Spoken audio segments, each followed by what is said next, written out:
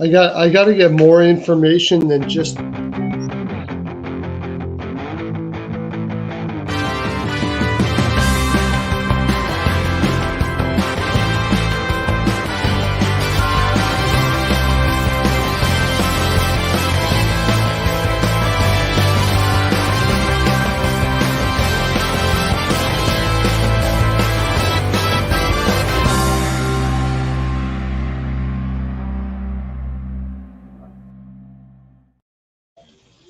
What's up? What's Hey! going on? Yeah, there we go. What up, fellas? What's up? Rico, Hey, man. how you doing, buddy? Beard, I got a package in the mail. I got home today from the greenhouse buying a bunch of plants, and there was an Amazon box sitting on my doorstep. I was like, "What is Yeah. this?" And I it's funny. I looked at my wife. I'm like, "Honey, what did you order now?" And it was addressed to me. I opened it up, and I got this nice little shiny webcam and a Cat 5 cable. Like, Yeah, thanks, you're brother. coming in crystal clear, man. You look great. Thanks, buddy. Is that the new webcam? Yeah, man. Happy Yeah. birthday. I got my new one too, so I don't know. I'm not looking You good look as him, great, but Pearlo. Yeah, you look great. Hey, by the way, Pearlo, look, I got the jersey in the back for you. oh, Gordie Howe, nice. Gordie Howe, Hartford Whalers, third jersey. It's got the W with the spear. You never see that one, but I mean, the Whalers logo is awesome. It's a damn shame they don't use it somewhere in the NHL, you know. So, Yeah. well, we got That's big got news. pickup hockey written all over it. You could be on any team if you bring that to pickup hockey. You could be on the white team or the dark team. You'll just be Howe. You go on this side or that side. The green Howe. That's a great jersey. Yeah. Yeah, I know, it's really cool, man. Yeah, no, that's one you can kind of here, I'll get the front so you guys can see the front. It's just one of those ones you can, and it's got the whale, it's got the whale on the shoulders. Wow. And it's cool. It's really nice, dude. It's really nice. It's a vintage brand they make. It's so nice. Yeah, it's crystal. I can have a Florida Panthers jersey. Well, we'll put Gordie out there. But just one of those things, man, where it's like I had one and I donated it or I gave it to a friend or something, and I was like, I gotta get another one. And I had a whale. Like everybody has a Red Wings one, right? I mean, that's one if you're gonna have the Red Wings one. But to me, the Whalers one's cool. Yeah. It's way cooler. I love the Whalers. I grew up liking that team. They have the best goal song in the history of goal songs. And it's that just why I like it. So I love the Whalers. I love should the have worn the Whalers. beret though. I should have worn the beret. I got the beret in with the the With the skate. Yeah, did you guys showed you guys the jersey? Yeah. Okay. Yeah, the skate one, which I like that one. I think a lot of people don't like it. They're like, oh, the colors are ugly. I'm like, you're ugly. That jersey is cool. Yeah, no, that's a sick jersey. That's jersey, Vancouver. The road black is a beautiful jersey. Dude, the Leafs jersey is beautiful. I love that jersey. The blue and white is so classic. No other colors. And their new logo, I like the old, the Gilmore logo, the Andre Chuck Gilmore, Dave Ellett, those teams, Felix Potvin. I like that logo too. That logo is cool, but that new logo is so nice. I got a Matthews. I've worn it on here before, and I want to get a Marner, but let's talk about it. Elephant in the room. We got to start it off before we break down the picks and talk about Stanley Cup. The Toronto Maple Leafs, Rico's team, just hired themselves a GM today. What do you think, brother? I'll let Rico start with that shit because he's the Toronto Maple Leafs. Yeah, what do you feel, Rico? I don't think it's a terrible hire, in my opinion. I don't think it's a terrible hire, but as soon as the thing happened with Dubas in that meeting with Shanahan, that just sets the media off to a frenzy of the one thing to from Doug Armstrong in St. Louis to True Living in Calgary, and all the names started getting thrown in a hat and thrown out there. And the first name they actually called and picked was Tree Living. So when, like Merrick said today on Sportsnet, he said usually the first name that comes out is usually the first name that gets brought in. So he wasn't the first one. I mean, it's a safe choice. I think he's respected around the league. He's made some good moves, even that Tkachuk trade. Some people. That Dougie Hamilton trade was a good trade. Remember the Dougie Hamilton trade? He traded Dougie Hamilton. He got Hannafin and like a first rounder back, I think. He did well there. I don't think he was a bad GM. And he signed Dougie for that good deal as well. Dougie Hamilton didn't want to be there. I know, but he got Hannafin. He got another good defenseman. In fact, I'd argue I'd rather have Hannafin right now than Hamilton. Not because Hamilton's not a great defenseman, but like he's not defensively. I don't think he's really all that good. He's offensively. Analytically speaking, Hamilton kicks his ass. But if he didn't want to be there, he didn't want to be there. And that's fair. By the way, and look, I know who wouldn't want to live in Calgary? Isn't that like one of the nicest cities? Wait a minute. Didn't they send Dougie Hamilton? Wasn't it Dougie Hamilton and Furland for Hannafin and Lindholm? Yeah, I thought he got Lindholm in the deal. That's what I'm saying. That's a great freaking trade, man. That's a great trade. They got rid of a disgruntled defenseman. They got Noah Hannafin, who's not a top 2, but he's a top 4D. And you gotta love Lindholm. Lindholm's a beast, man. I'd love Lindholm. There's some rumors that he might leave. I'm like, I hope the Caps get him. I hope the Caps can get him. Lindholm is very overrated, but see what. But if you have him as third line center, Pearlo, real quick, not to cut you off, if you had Lindholm on the Oilers, you probably win the Stanley Cup this year. Lindholm's like a good defensive third line Lindholm center. plays good with 2 good wingers. Like he played good with Gaudreau and Tkachuk. Lindholm was a distributor on that line. Well, Tkachuk was the leader of that line. But he's very good two-way, though, too, Rico. He's a really good two-way. Yeah. He's okay.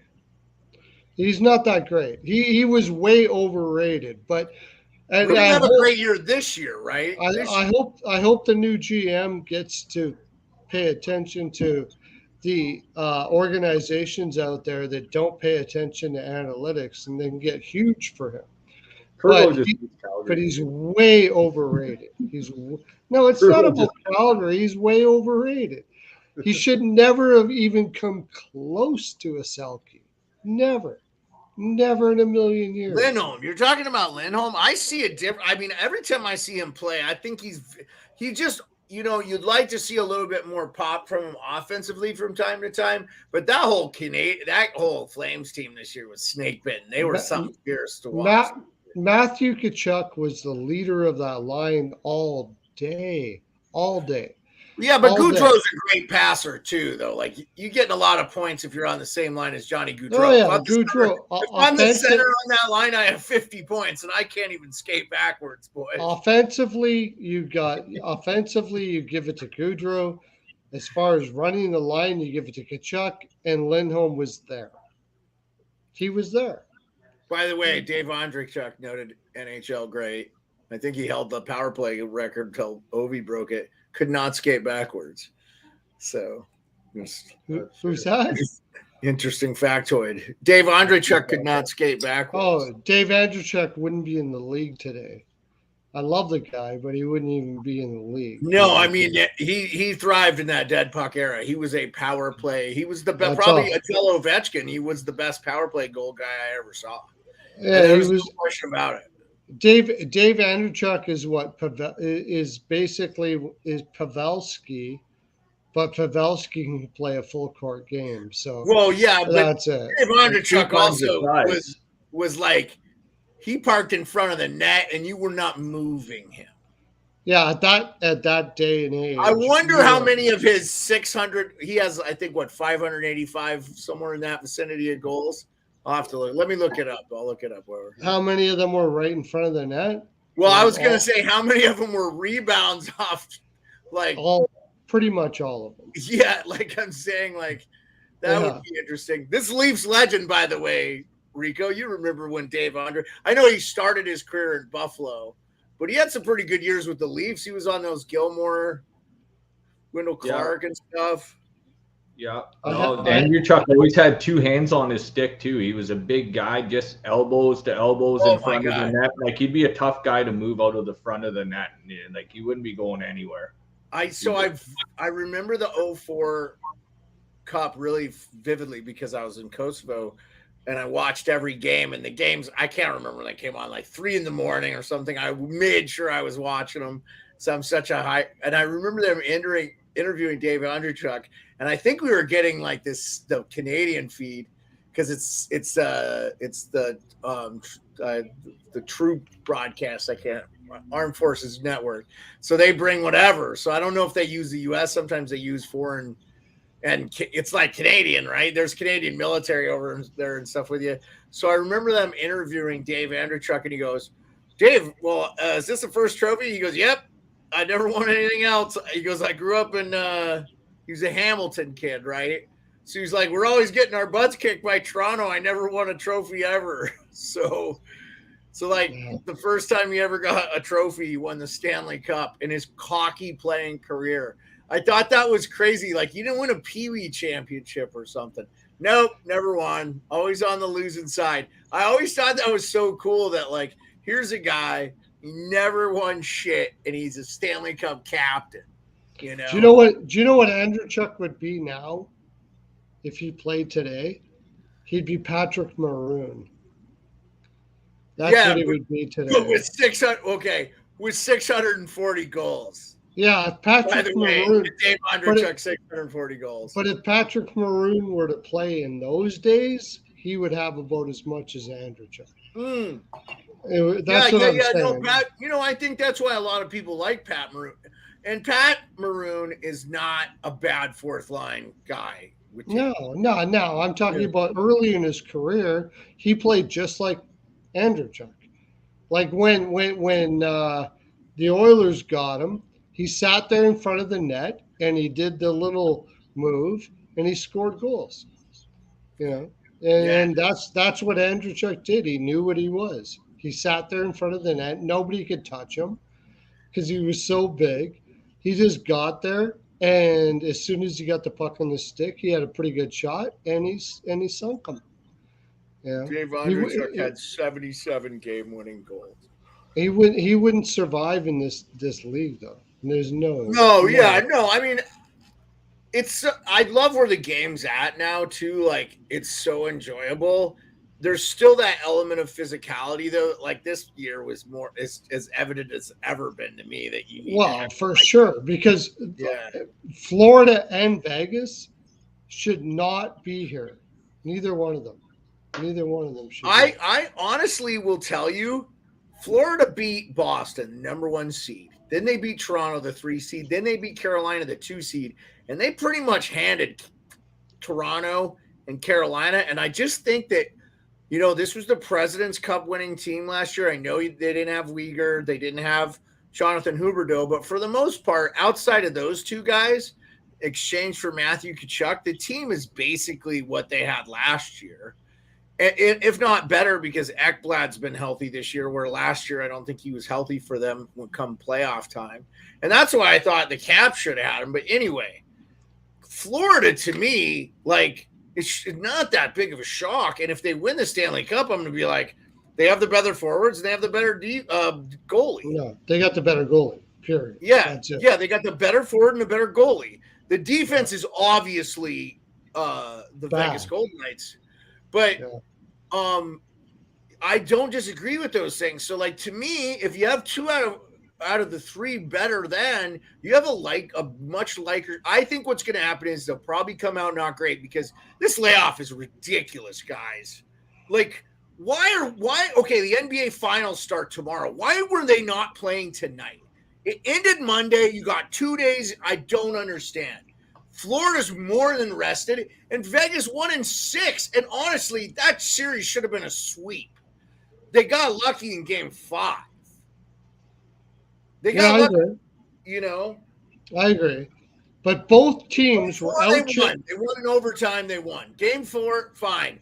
But honestly, man, like, you show up. I mean, I was like, not where I go. Vegas is winning. I go, they're winning the series. It doesn't matter. When they won, I go, they're winning the series. Both teams were outchanced, outpossessed. Both teams. These are two teams that have got high percentage. They got high percentage shooting percentage. Both of them. Neither one of these teams should be in the finals. Neither one of them. No way. Not a chance. I just don't name. Okay, so Boston, we all agree is the team that should be there in the East, and they beat Boston. Yeah, the only reason why Boston's not there, as soon as Bergeron showed that he couldn't be there, they gave up. Well, they should have not. Here's the other thing, and Matt and Allmark shit the bed. No, Allmark was horrible. Allmark was not healthy. The idiot coach did not come off the goalie. He left it up to the goaltending coach. Yeah. They should have played Jeremy Swayman from Anchorage, Alaska, and they would be in the fucking finals right now. Today, yes, absolutely. And the other thing is, don't fucking change a winning lineup. Look what happened. Jamie Benn gets suspended. They win the 2 games. You know what that tells me? Dallas was a better team with Ben out of the fucking lineup. Sorry.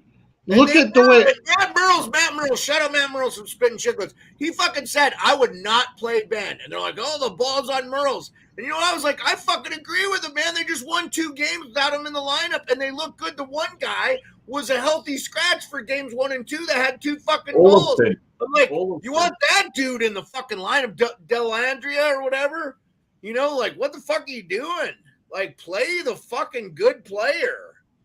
You know, Jamie Benn is a fucking shell of what he once was.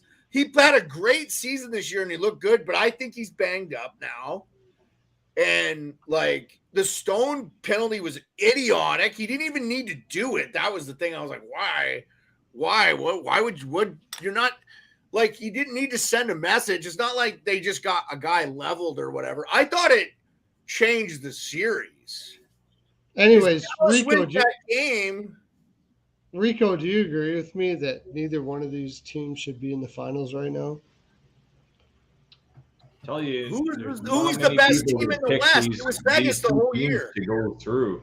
I mean, Colorado, sure, they had injuries and Landeskog being down. McKinnon already threw in his towel as soon as he mentioned it. You know, he misses Landeskog, and I mean, add the Oilers going there, but I mean, Vegas was a better all-around team if you think of it top to bottom. The only question was the goaltending, and you know, put it this way: would you rather have Matthew Tkachuk or Jack Eichel?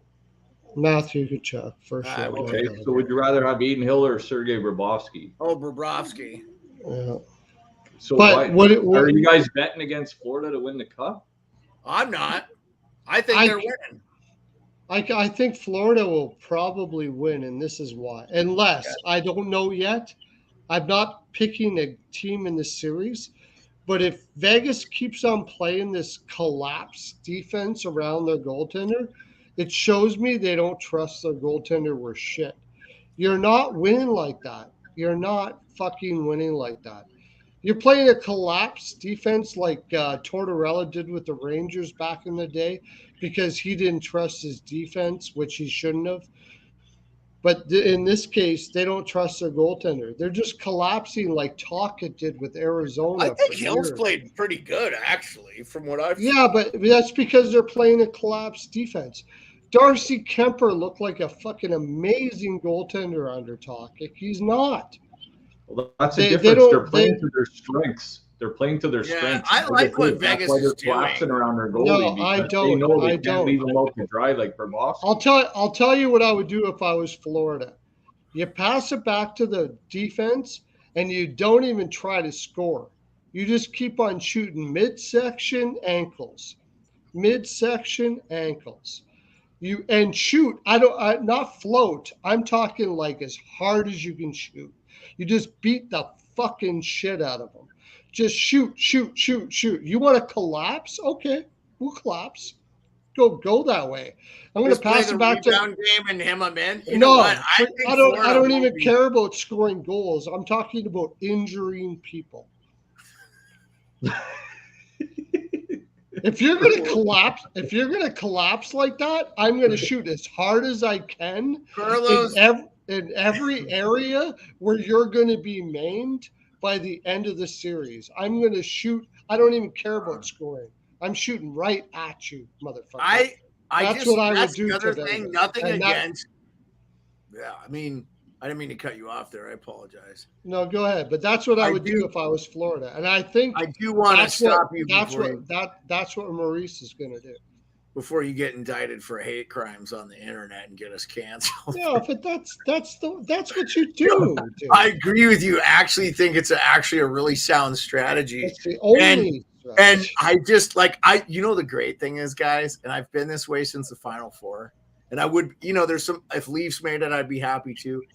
I like all these teams. So Vegas wins, that's sweet. Like the owner saying, I don't care who wins. I don't care. If Florida wins, awesome. Because if fans have been around a long time, they've never gotten to see really a winner since '96. And our boy Doug McClain. There's reasons for both teams to win and for you to like both teams. I mean, I want the last Stahl brother to get a cup, but there's more Canadians on Vegas. There's reasons why I want both. Or how about this? How about Eichel gets the Stanley Cup before Connor McDavid? That would make me feel warm and fuzzy as an American hockey fan. I'll tell you that right now. Yeah, I guess, yeah. No, I like and you know what? Eichel's not getting enough credit for how well he's played this series. I think he is. He's a favorite for. They're saying he's a favorite for the Conn Smythe. He'd be my pick for sure. Yeah. I hope he does win. I'm a big fan, man. I like him. I always thought he got a raw deal in Buffalo. I just thought they developed poorly and they didn't have anything really in the pool. And Kevin Adams has really done a good job there. And I'm really excited for Buffalo now. And I think that was a good trade. They got in depth. Can't there just be good hockey trades? There doesn't always have to be a winner and loser. Also, I'll say this. The jury's still not out on that Tree Living trade because Huberdeau could have a turnaround season, man. If he puts up 105 points again, he's never going to do that again. Yeah, well, we'll see. You never know, man. I mean, the game is getting soft. Okay, let's put it this way: if Huberdeau gets another 105-point season, they're not winning shit in the playoffs. No, I don't. I'm not saying that the team will have success. I'm saying he may have success again. Depending on if the coach lets him do what he wants to do. Yeah, I will say, man, I always thought he was a little bit of a defensive liability when he was sold. A little bit. He's horrible. Horrible. Yeah, I mean, I always had that impression of him, and I thought that maybe even he wasn't as good as. I just thought because of Barkov too, and how good he is. Yeah. You know what? You know why he got traded? This is my take. Well, he got traded because Barkov told the management and ownership, get rid of this dude. I'm tired. I don't know. I'm not sure of that, but Dave Andreychuk played 4 years in Tampa Bay. And by the way, he still works their broadcast. And he played 82, 72, 82, and in the last. I didn't realize he played a year after the lockout. He only played 42 games, though. What would Dave Andreychuk be today if he played today? What would he be today? I don't think there's a comparable, man. I think it's fair. The thing is, he'd go in front of the net again, and with less clutching, grabbing, being able to slash somebody and stuff, I think he would just park his ass there, still be good around the net, getting the offensive goal, still be able to skate. He might work on his skating a little bit more than he did before. Yeah, he would do all that. There's no doubt about that, but he couldn't. He was 6'4", 220, by the way. It's not like, I mean, he was a big man. He is a big man. We're talking about him like he's dead. In the defensive zone, he was an absolute nut job. But it didn't matter back then. What would he be today? I think you're right. I don't think there's anybody today that I don't think he wouldn't be in the league today. He wouldn't be in the league. There's no way. And I mean, he probably would play differently now. And he would have more, you know what I mean? But if he was the way he was back then, there's no way he would have probably worked on his skating a little bit more. Yeah, exactly. Yeah. I think he would have done.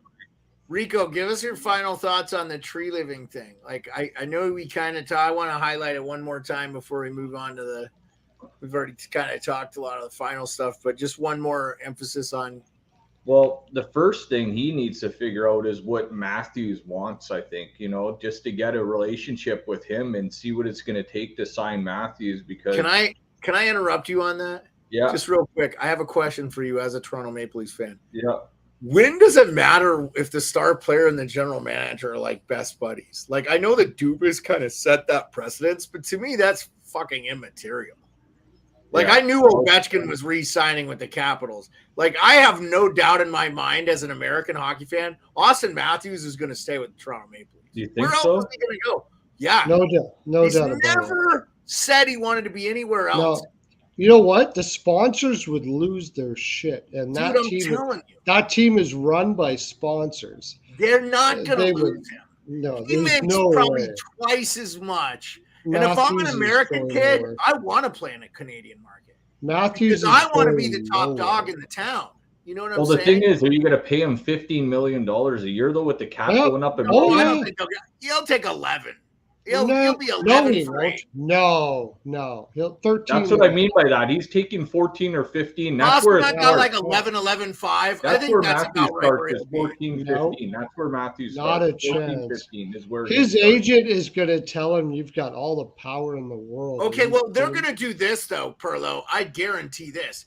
They'll do an 8-year, $100 million deal for him, but he's going to make like $8 million, $9 million.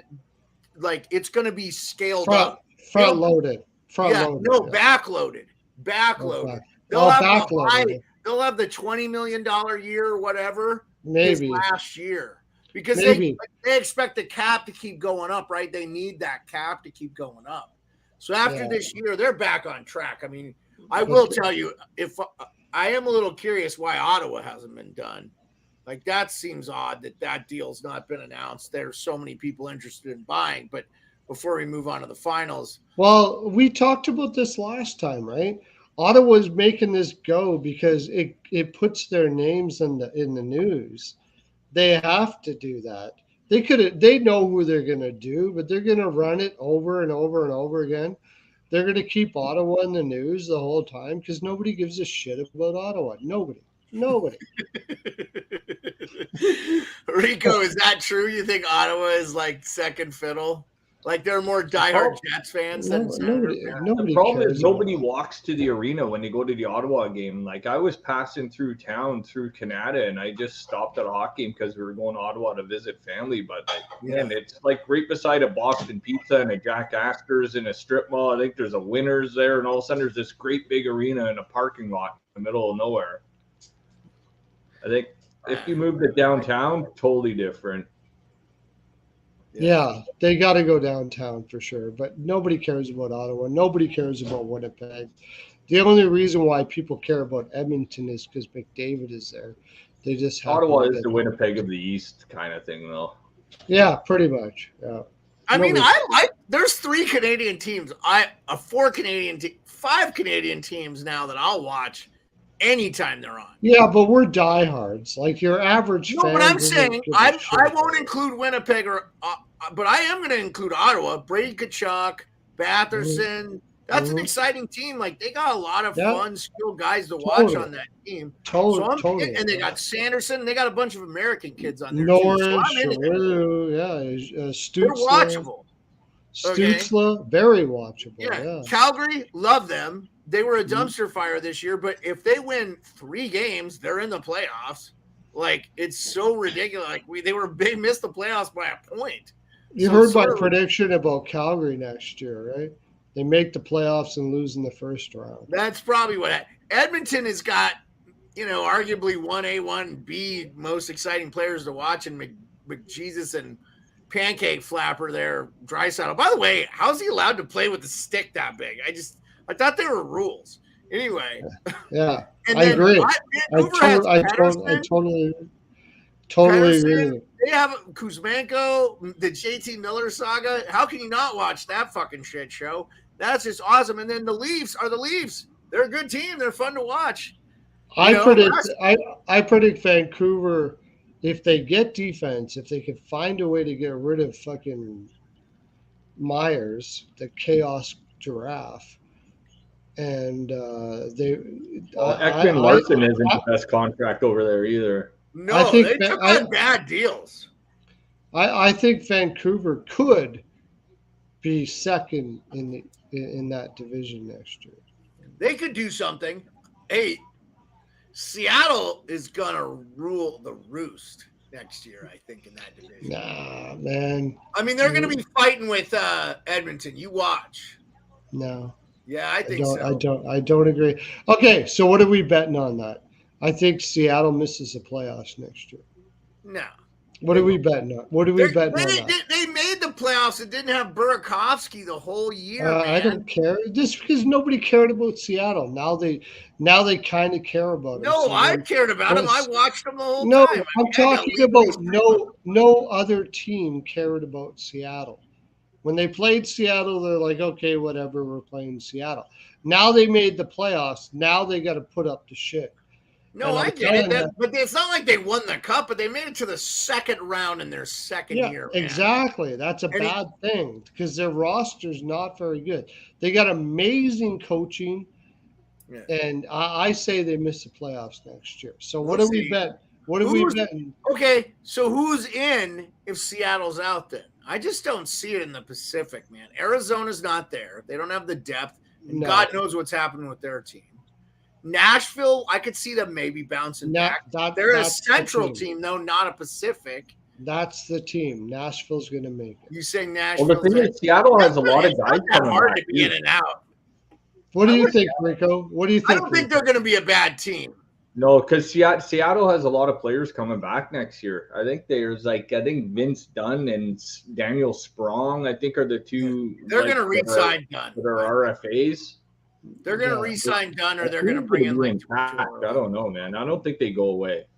The one thing I do love about Seattle is Hackstall is a freaking genius. He's a brilliant coach. Yeah. Mm-hmm. No, they're awesome, dude. I think they're. But I think the Predators beat them out. I mean, that's going to be for the wild card. So the thing about Seattle is they don't have top end talent, but they got consistencies through that lineup. So yeah, but everybody knows them now. Like last year, nobody cared about Seattle. They kept, and not only that, the league gave them whenever anybody did the Western road trip, Seattle was the last team on the Western, like 7 or 8 times. But they did have a good road record too, though. Yeah, the road record was really good. I'll give you that. Pearlo, I think you're off on this one, man. I'm just going to tell you. I think you're off on this one. Okay, we'll see. I don't think they're going to get as favorable as. You know who's not going to be as good? You know who's not going to be good? The Edmonton Oilers aren't going to be as good. Yeah, it could be. Yeah, I could agree with that. I'm an Edmonton Oilers fan, and I think that the Vegas Golden Knights gave the league how to play that power play. And one, you just can't commit penalties because they don't want to play 5-on-5. They want to win every game when they're up 2 guys. You can't win. I think like Edmonton that should have started Jack Campbell that last game. I would have been right there with you, Rico, on that. That made no sense to me. And I know they got McDavid, but like McDavid's got to learn to play 2 ways too. I don't think this is the sad thing. McDavid is one of the better 2-way players they have, and that's the sad thing. Yeah, that's not good. What they got to do is they got to trade Nugent Hopkins. Get the fucking guy out of there. He did nothing in the playoffs. He didn't. He got 100. You're never going to get more value out of any player that they have than Nugent Hopkins right now. At 100 and some points, somebody's going to be stupid enough to pay a huge price for him. I'd be trading him right now. I thought they should have let him walk. I mean, I like him as a player. He still looks 12, by the way. I don't know how that's possible. Like he's been, but he's terrible. He's terrible 5-on-5. He's terrible. He's a good defensive forward too. Even though that's the thing, it's like so funny to me. No, I mean he's not terrible defensively. Don't they use him in the playoffs? So. Yeah, but just because they use somebody on a PK doesn't mean he's good defense. That Hyman deal too, though, man. That's a pretty steep contract too for a guy who plays like a really strong 2-way game. He's a coattail rider. I'll take Hyman. Hyman's a coattail rider. He needs somebody with him because he's just a hard worker and he's a digger and he'll get the points and go to the front of the net. But he's got no hands. Like how many Hyman breakaways did I see in Toronto and he never scored? I'll take his face to go in. I'll take Hyman at that price, but if they trade Nugent Hopkins, if they can get high value for him, I'd be all over that. What if you could get rid of Nurse too and open up that? There's nobody's taking happening. Anybody who's stupid enough to take. He's another Seth Jones.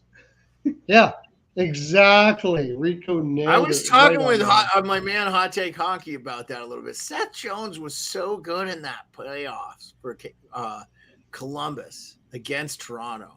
Didn't they have a 5 overtime game or something with Tampa Bay too? I don't know. And Seth Jones was a beast in that game. He just looked like it. He was never that good, ever. He was never good. I thought he had just a really good run as one of the best young defensemen. It seemed like he hit his wall very young. I don't know. He's not old. He's like 28. Can't play defense worth shit. Rico's right. He can't play defense worth shit. Hey, I will tell you, Pearlo, you talked a lot of shit about Ryan Sutter, and you were absolutely bang on that. I was hearing that from Ryan Suter. Ryan Suter got torched in that. He got torched in that series against Vegas.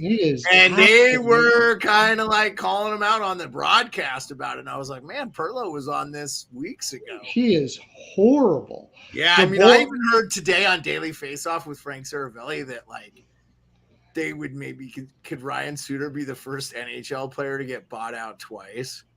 That might be the advantage for them. And I was like, whoa. But you got to ask me that. You got to tell me this, and I don't get it. This has to go above DeBoer's head, or he's an idiot. Why? No, he won't be the guy. That's why they didn't win. I was like, you know what? You know who they should have kept was Klingberg, because he worked well with Heiskanen too. I'll take Klingberg over to Suter or any. Yeah, I mean, I don't think Klingberg is a defensive defenseman by any stretch of the imagination. He's not, but he does something. That Dallas team, I was thinking their power play was kind of meh. And you know what, man? Vegas's PK is not great. They did not do that well. Now I say this: lower sample size, you lead the league in not taking penalties.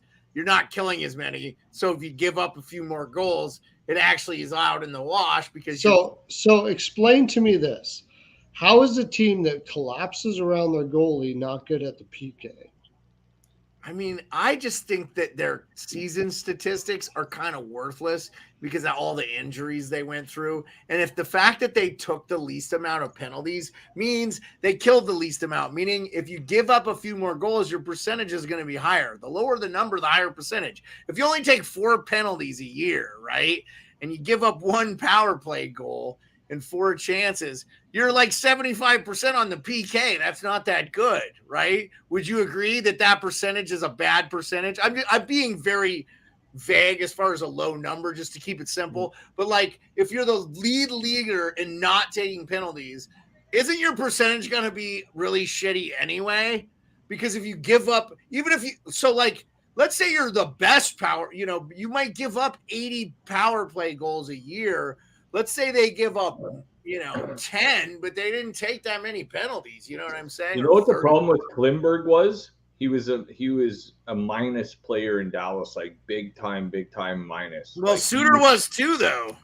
Suter was not good in the playoffs. The problem with Klingberg is he wanted $8 million. Yeah, and he was minus. He was almost minus 30 in his last year in Dallas. So they're this guy's. I think they were going to let him walk. Jim Nill seems like. I think he's one of the best general managers. I mean, Jim Nill is. I don't know if he's the best general manager, but he certainly knows how to piece together a draft and development. Yeah, there is nobody better in the league at drafting and developing than Dallas. Nobody. Yeah. It's unbelievable how much they hit. Robertson, Delandria, what have they got? Harley.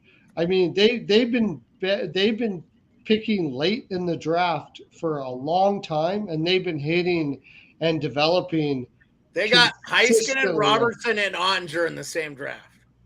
Yeah. I don't know if that's him, but his draft, he put that team together. You got to give him credit for that. They are the best draft and developing team in the league, no doubt about it. It's not even close. I don't know how you argue. I like what Montreal is doing. I think it's going to be interesting to see what happens with Slafkovsky and all that stuff. But I just want to know, like, I like what they're doing. Gordon is a genius. The Rangers, the stupidest thing the Rangers could ever have done is to fire Gordon. The Rangers are going nowhere. I'm telling you right now. So, okay, mark my words. The Rangers won't win a cup for 20 years. Yeah, you've been vocal on that before. Yeah, they gave up a lot for Tarasenko and Kane, man. They went all in this year, the Rangers. I mean, they really didn't give that much up. They already had given their first round pick up to Dallas or they have Dallas's first round pick too, don't they? From the Lindbergh trade or whatever. If they gave anything for Kane, they gave too much.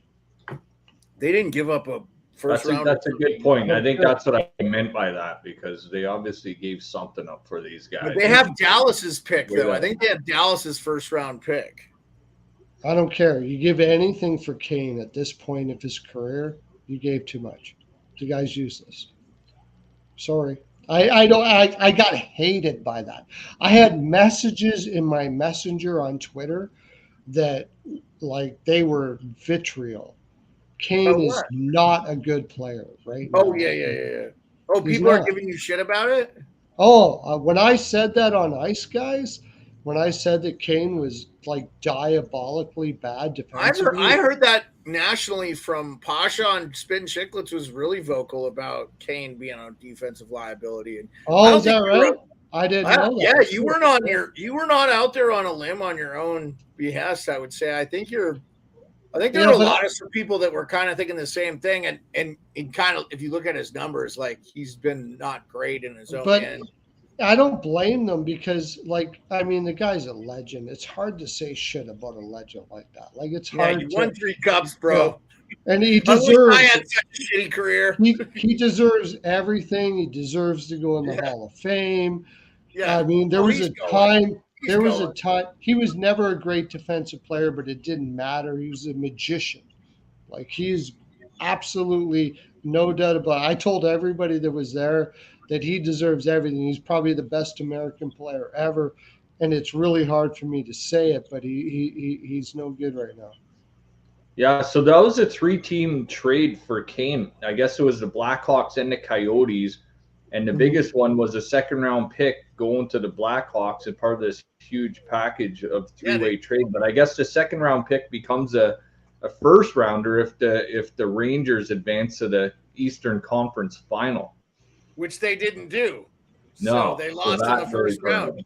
Yeah. So that was a good trade. They gave up virtually nothing for him. That's what I'm saying. Like, okay. So the rumor is, and RA came out and reported that the Rangers are hiring Laviolette. I like to hire. Yeah, so do I. I heard John Hines today might be in the running. I would take Hines too. I think Hines is a good move.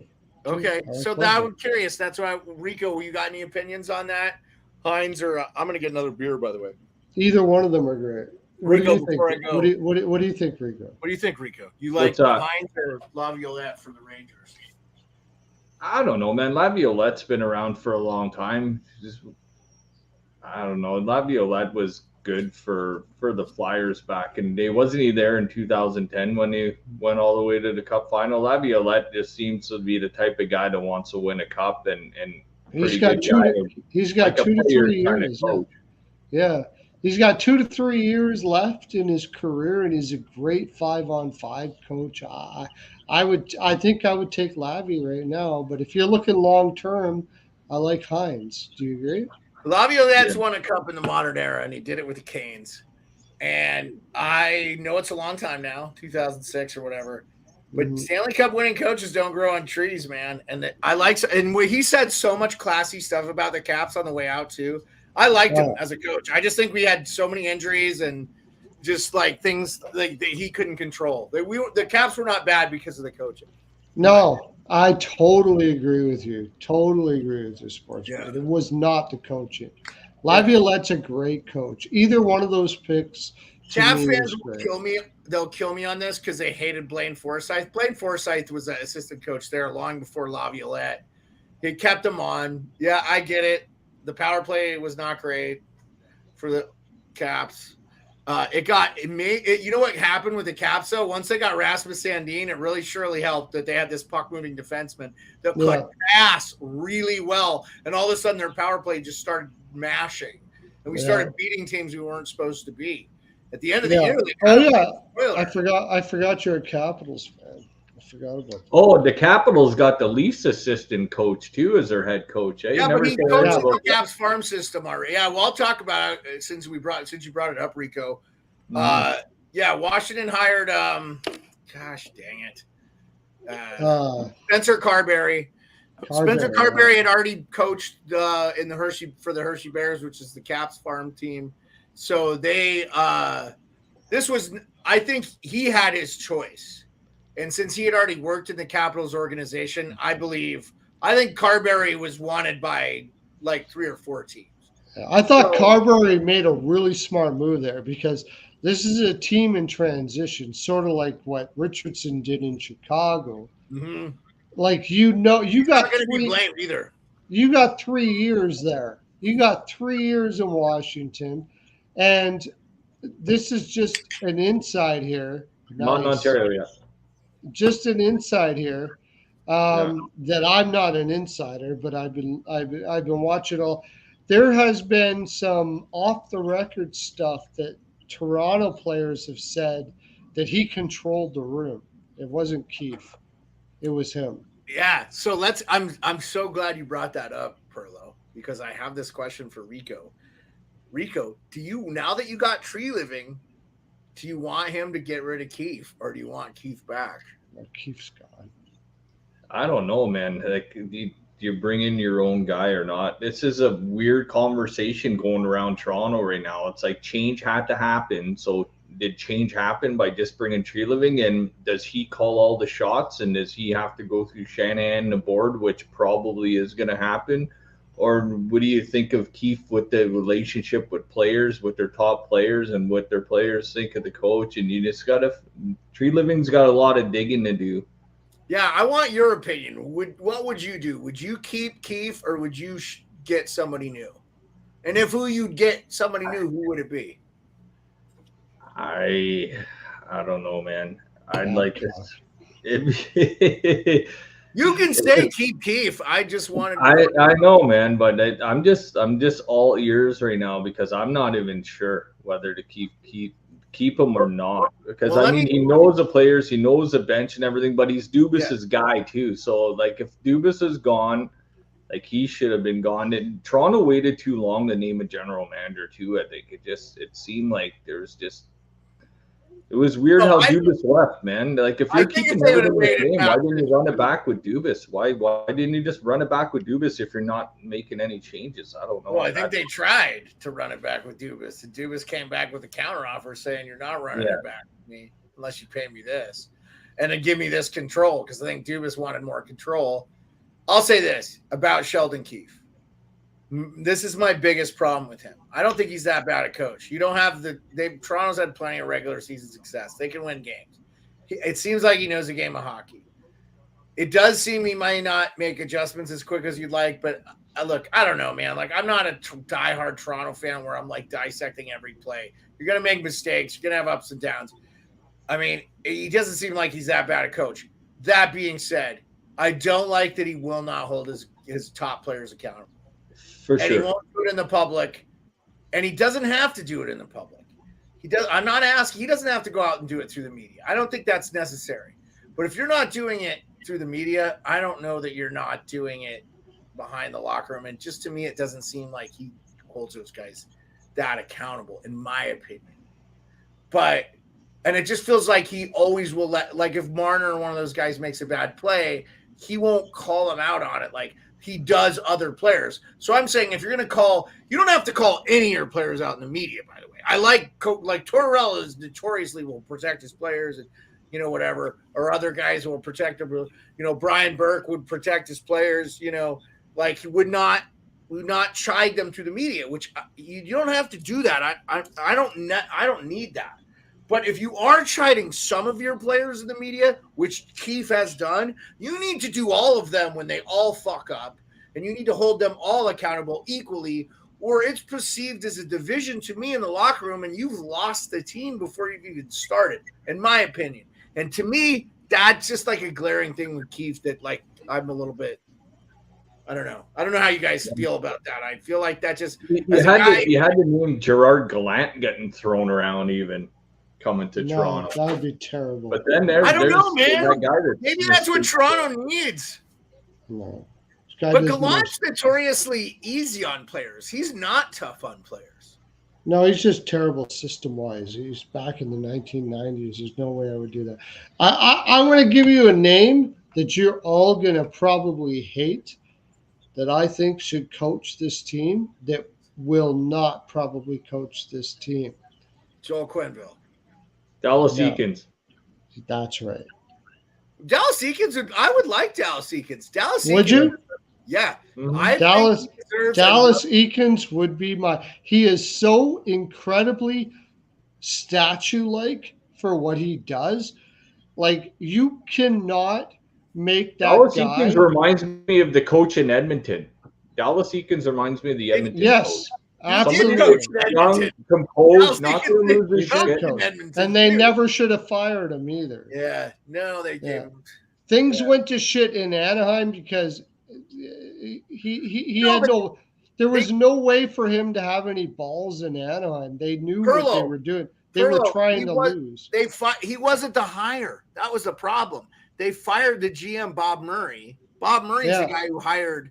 Murray hired Eakins. So Pat Verbeek comes in for Anaheim, and he's like, "This isn't my guy." And you said, you want your guy. So I almost don't blame Verbeek either because he didn't hire him. But to me, the Anaheim Ducks were tanking for Bedard. They came this close to getting him. Okay, they want him. They need him. It was a sad thing to watch Dallas Eakins behind that bench. But it wasn't his fault that team was just not good. The guy's a genius. I thought he did great. And Anaheim was, by the way, every game like a Dwayne Haskins. I'm really impressed. That's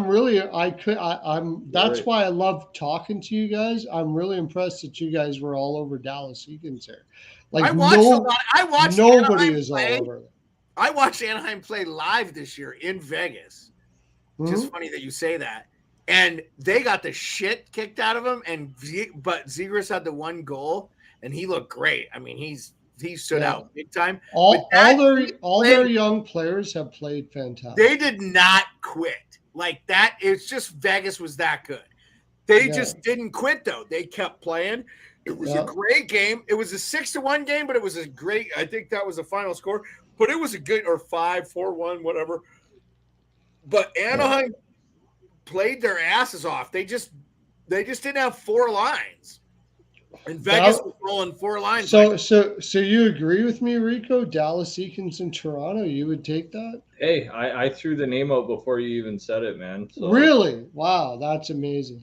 I would be good with that. I think he would do so well there, and he isn't going to give much to the media anyway because that's what I love about his personality. Is he would bore all the reporters there. That's probably why they won't ever push for it. He's too vanilla. Yeah, I like it. I think he'd be great. Honestly, Keefe is a little bit that way too. I just think he has a. I don't think Keefe does shit. No, but I'm saying personality wise, he's kind of Keefe parties with the players. He got that. He got that position handed to him, and he enjoyed it for a long time. He parties with the players. That might not be a recipe for success. I don't like hearing that. You bring Dallas Eakins in. That guy is a workout freaking nut. dude. Yeah, And do you think fitness is Toronto's problem though? I don't Yeah. think they're an unfit team. no, I totally think it is. Oh, really? I just think they don't have the grit in the lineup. And same as Dallas too. You can't have Sagan and Ben as your captain. That's the reason why I didn't have Dallas to win the cup. They're not. I mean, they're athletes, but they're not elite athletes. And same as Toronto. They need to be put in line, dude. You got a guy like Dallas Eakins, he's going to tell you, look, if you're going to win a cup, I'm going to send you some guys that are going to beat the shit out of you all summer long. That's when what's Rico going to comes happen. back, I have the guy I would hand pick for Toronto Maple Leafs. Okay, I'm going to wait for Rico to come back on. That's going to be interesting to see. I like Eakins, though. I like Eakins. I think that's a great pick. I liked him in Anaheim. I thought it was okay. So Rico, here's my pick, and Eakins I would be good with. Like, I think that would be a great hire. I think that guy deserves another head coaching job with a good team. With the team, Mm-hmm. He was with Edmonton when they were tanking. They were shit. Yeah, and he was with Anaheim. He's never got to coach a winner, and I think didn't he coach the Marlies or something too? Yeah. So I would. Did he coach the Marlies? He wasn't the. Was he the Marlies champ coach when they won the? He was. No, I'm pretty sure he was when they won. He was the coach that coached him to the championship. Okay. Yeah. Well, yeah. About the Coachella Firebirds tearing it up too. By the way, for Seattle Kraken, I think they're up 3-0 in that Coachella Valley Western Conference Final. Yeah. Yeah. So who's your guy? Who's your guy? Sports. Oh, I would love to see Rod Brindamore with the Leafs. Well, of course, but I mean, you're not. I know. I said it wasn't realistic. I said if I could handpick the coach, what I would about give Rod Brindamore $10 million, and he'll not take. I'd give him all the money in the world. What's that? I would not do Jason Spezza. I think Spezza wants to work in. I think he wants to be a GM. I think he will be someday. I couldn't give it to Spezza yet. He's got to prove himself a little more. I like Brindamore for the Leafs, but Eakins would be a good hire. And I would say this too. I would get rid of Keefe. I think it sends a message like, hey, yeah, we had Kyle's out, but you know what? This is a new regime change. So is Keefe. We're going to have a clean slate that way too, because if you run Keefe back and nobody has a clean slate and everybody gets treated like they were last year on the bench and on the ice where it matters the most, yeah, for sure, I'd be happy with a coaching change there. Yeah, I don't think Keefe is a very good coach. I would be good with. I think you're not alone in that, by the way, Pearlo. Also, another bridge you're not standing alone on. Really? I think there is a shit ton of people. Yeah, I mean, I know my boy Hot Take Hockey wants Keefe gone. Really? But what about Dallas Eakins? Have you heard other people mention that name? Yeah. Oh, he's listening. Hot Take Hockey in the chat. Oh, I love you. Oh, is he? He goes, send him back in. Yeah, I know he wants him gone. I'm just saying, like, if it's me, I shit can. You know. Yeah, no, I'm not keeping Keefe. There's no way you can keep Keefe right now. He doesn't do anything particularly great, in my opinion. No. I'm gonna drop the link. In case what does he do? I saw this. What was it before the? I saw some of his pregame speeches. I was like, "Are you fucking kidding me?" He sounded like my grade 9 science teacher. Like, he was terrible.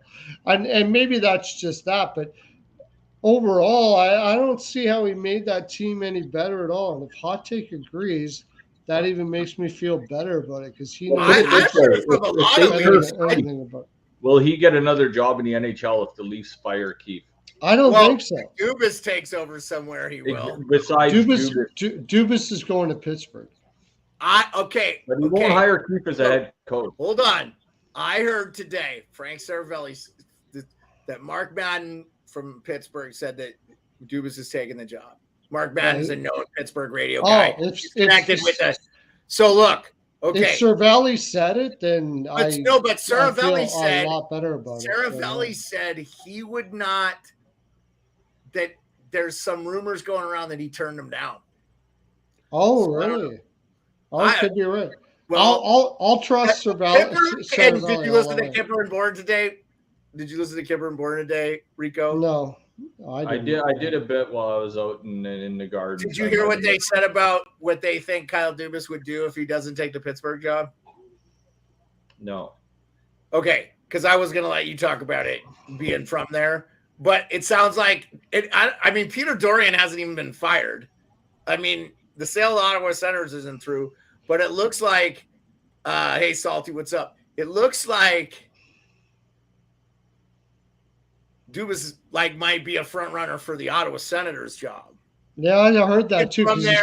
He's from Ottawa. Yeah. Well, and God forbid he gets that job because he's falling in such a good team already that's already got a lot of organizational. Well, why would you get rid of Dorian? Dorian's done some great things for that team. The only thing I didn't like, the only thing I didn't like was the DeBrincat trade, and I don't even think that was Dorian. Well, he lost on that Gustafsson trade because Gustafsson was a monster for Minnesota this year. And what did Ottawa need? Goaltending. That was awesome. That was a terrible fucking trade. You know what that tells me is that Dorian is not an analytics guy. Because if you were an analytics guy, you're not getting rid of Gustafsson. No freaking way. Unless Gustafsson said he wanted to leave. That's possible. You got to take that into consideration. No, it was Talbot that said he wanted to leave Minnesota.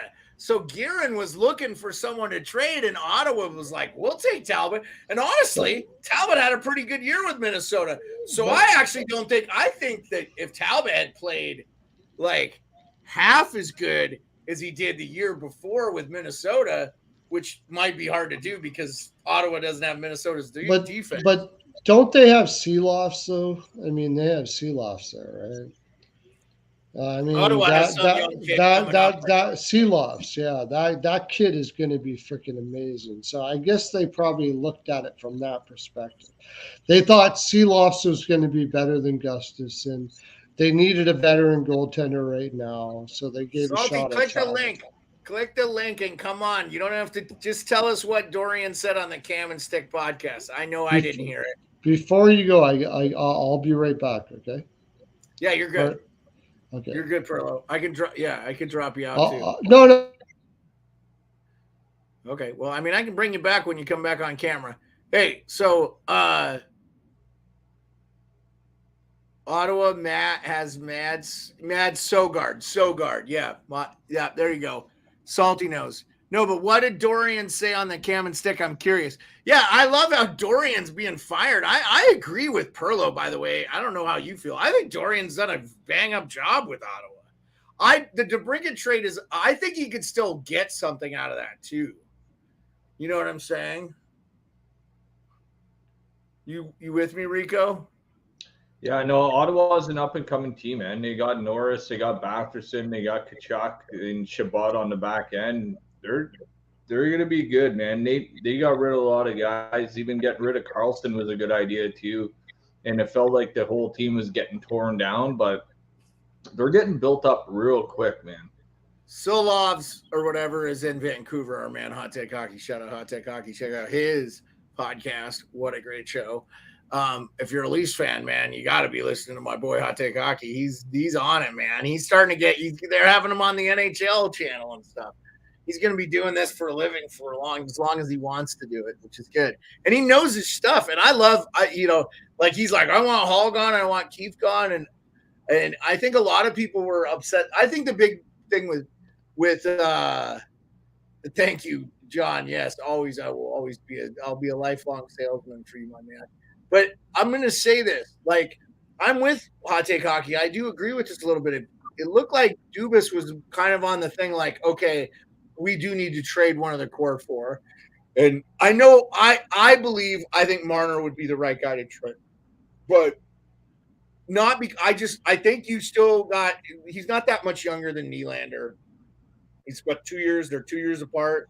Nylander's been showing up in the playoffs too. And he's got a little size to him. Marner, I'd like to see him on a team with a little bit more size. You know what I'm saying? I don't think the Leafs have to be something they're not, but if you could add a Tom Wilson or something, I keep hearing his name, and somebody even said they would be surprised. Colby Cohen said on Saravelli's show that he wouldn't be surprised if Wilson's the guy that got traded. But I was like, oh my God, there'll be riots in the streets if the Caps trade Tom Wilson. I'll tell you that. And I from what I've heard from Tom Wilson, he wants to stay in DC.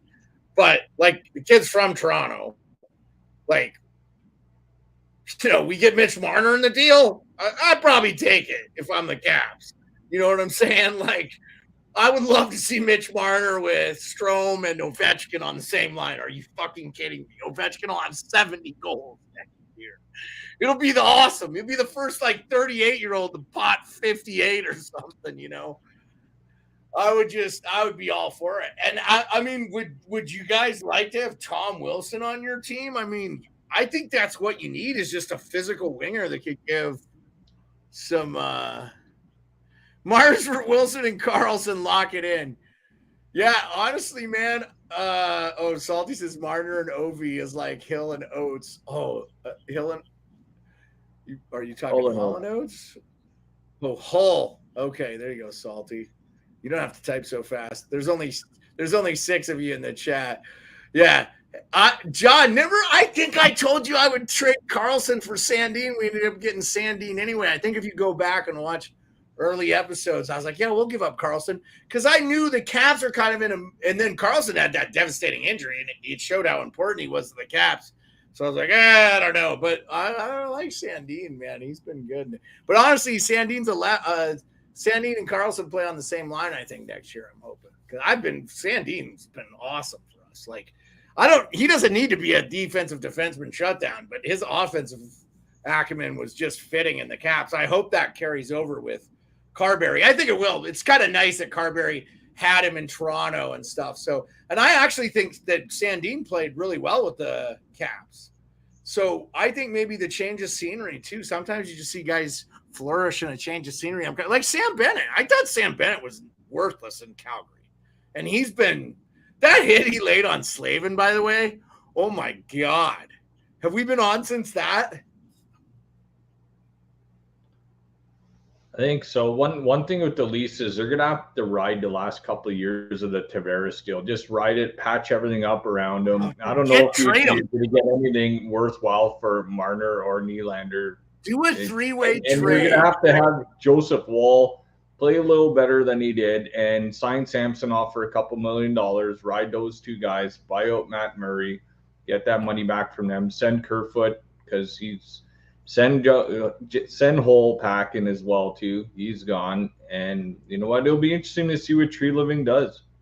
I mean, he's and how much pull he's going to have to make these deals too. I mean, there's a lot of layers there. It's not just Tree Living coming in there and making all the moves and calling his own shots. So okay, he's a smart guy.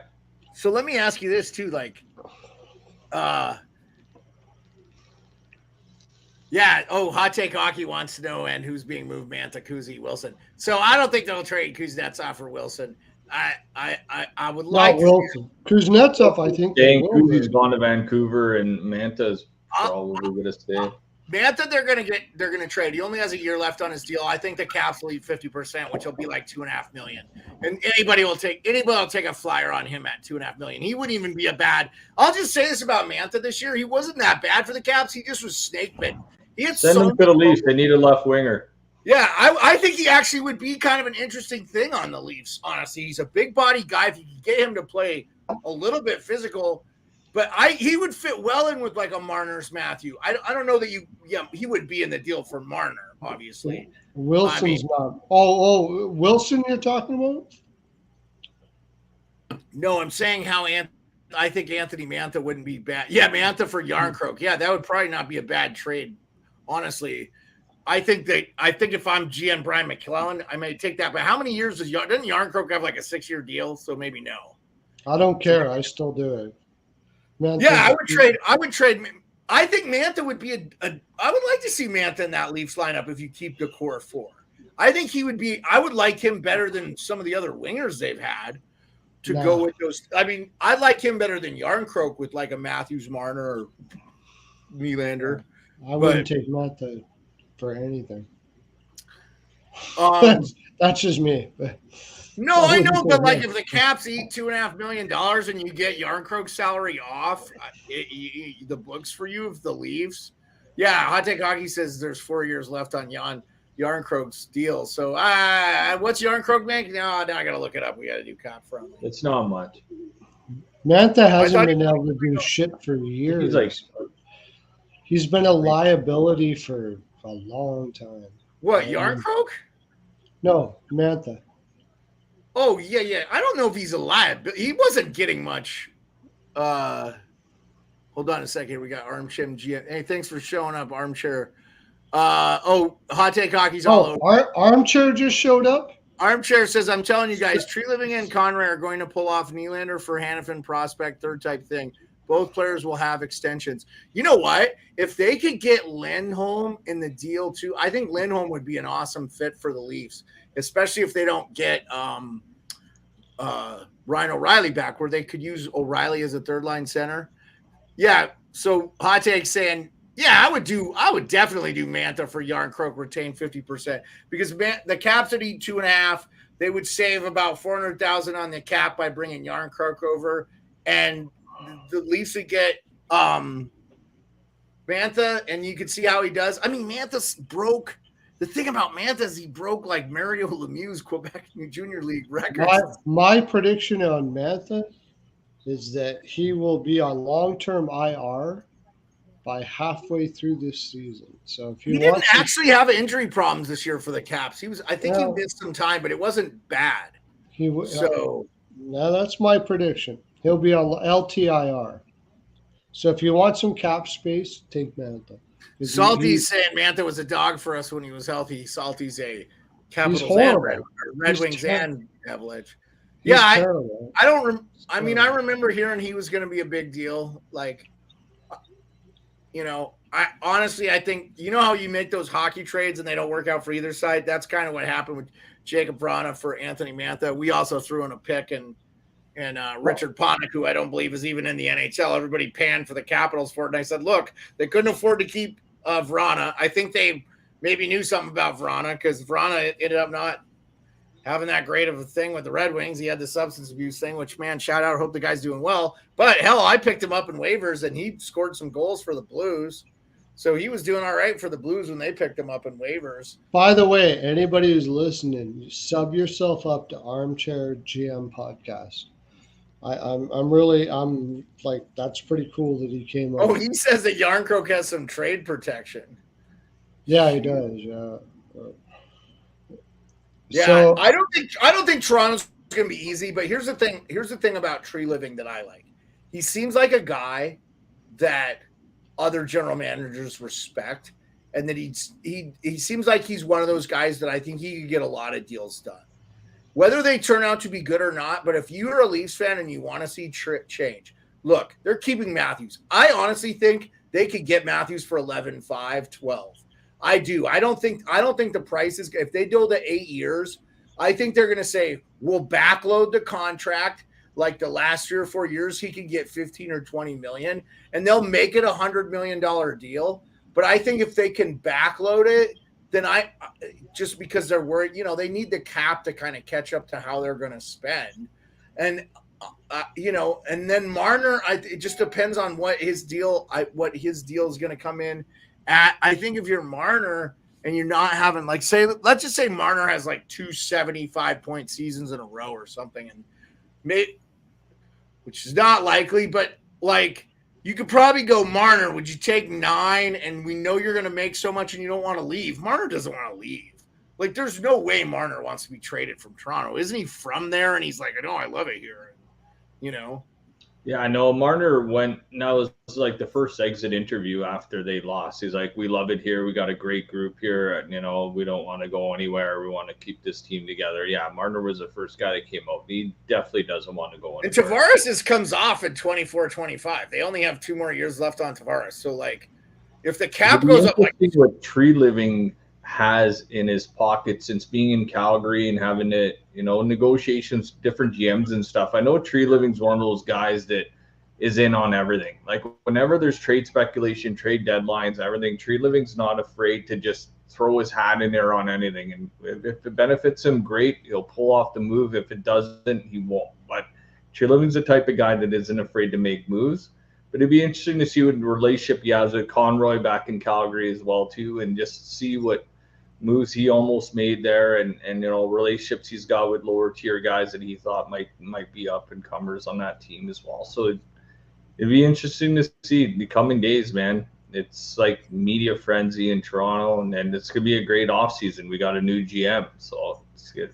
I think he's gonna do okay. I think it's possible that Dubas gave them these high contracts with the promise that they would take a lower contract. I think you bring up a really good. But if Dubas isn't there, though, I don't think it matters. Okay. I would love to see Matthews. It's very possible that Dubas gave them these long contracts with Shanahan in mind to say, okay, look, I'll pay you up shitloads here, but later on, let's make a deal that you're going to take less. I think Matthews has outlived his contract. I think he's lived up to his contract. I do. I mean, you're a Hart Trophy winner. He scored 60 goals. He had a bad year this year, but like a bad year is 45 goals. I think he was playing with a broken thumb or something too, or wrist or something. Yeah, I think that's the thing. I think he might be injured. I'd like to have a beer with Ryan O'Reilly and just see what just have a beer with him and listen to what he thinks was going on with the Leafs, maybe why they won, they lost, what he thinks of the core moving forward. It'd be nice to just sit down with Ryan O'Reilly and just be like, what do you think's missing? I bet he would lay it out on the line for you in a real hurry. Rico, if he re-signs with him, that'd be real evident, don't you think? Well, absolutely, but I don't think it's going to have to be $3 million. It's going to have to be $3 million. He's going back. Would you take Ryan O'Reilly at $3 million on your team? Oh yeah, for sure. But I don't know if he's going to do that. What about Edmonton? Ryan O'Reilly in Edmonton, Pearlo. I think he goes back. Beautiful, but again, that's another $3 million thing. I don't think he's going back to St. Louis. No, I don't think so. Armchair GM podcast. By the way, thank you for subscribing and leaving a like, everybody, and all the people in. I really appreciate you. This is awesome. We're starting to grow, which is cool. The Flames fan has some observations about Treliving weakness. I personally think Treliving is just a yes man. They were looking for a yes man, and he's all that. I'm not really just ready to sell him down the river. Like we said, we talked about the Hot Take Hockey wants Justin Hall in Edmonton. You know what's going to happen, Hot Take Hockey? He's going to go to Edmonton, and he's going to be an all-star. He wants Justin Hall in Edmonton because Edmonton is going to suck more if he has Justin Hall. It is a trouble. I think Justin Hall, a good fit, that is Minnesota. He's from there. Minnesota's going to lose Dumba. So they can get Hall probably on a pretty cheap deal. And no one gives a shit if he play bad in Minnesota. He'll play bottom six pair. Get a cheaper Dumba. Because Dumba's about as bad as Hall, so yeah, I guess not bad. Yeah. Roll Panthers, Jack Olson. What's up? Jack Olson from Chicago. Great guy, Jack Olson, by the way, known from the Hot Take Hockey. He's a diehard Sharks fan. Oh, really? Okay. Diehard Sharks fan from Chicago. Hilarious. So what I want to ask him, could he put something out there? What are the Sharks doing here? Are they going to really do a deep rebuild, or are they going to try to build this fast? They still have to eat Vlasic's contract, Carlson's contract. I don't know. They're gonna rebuild. What are they? The third pick? Yeah, but I just can't see that market. I just can't. Yeah, I agree. They're going to take Michkov. He has 3 less points than Ovechkin had when they were the same age, and he's played like 25 fewer games. Michkov is the second best prospect out there. I think he might be the second coming of Alexander Ovechkin, but with Malkin's skill, he's not as big and powerful, but I think he's going to be an all-around, good goal, good passer, I really think that.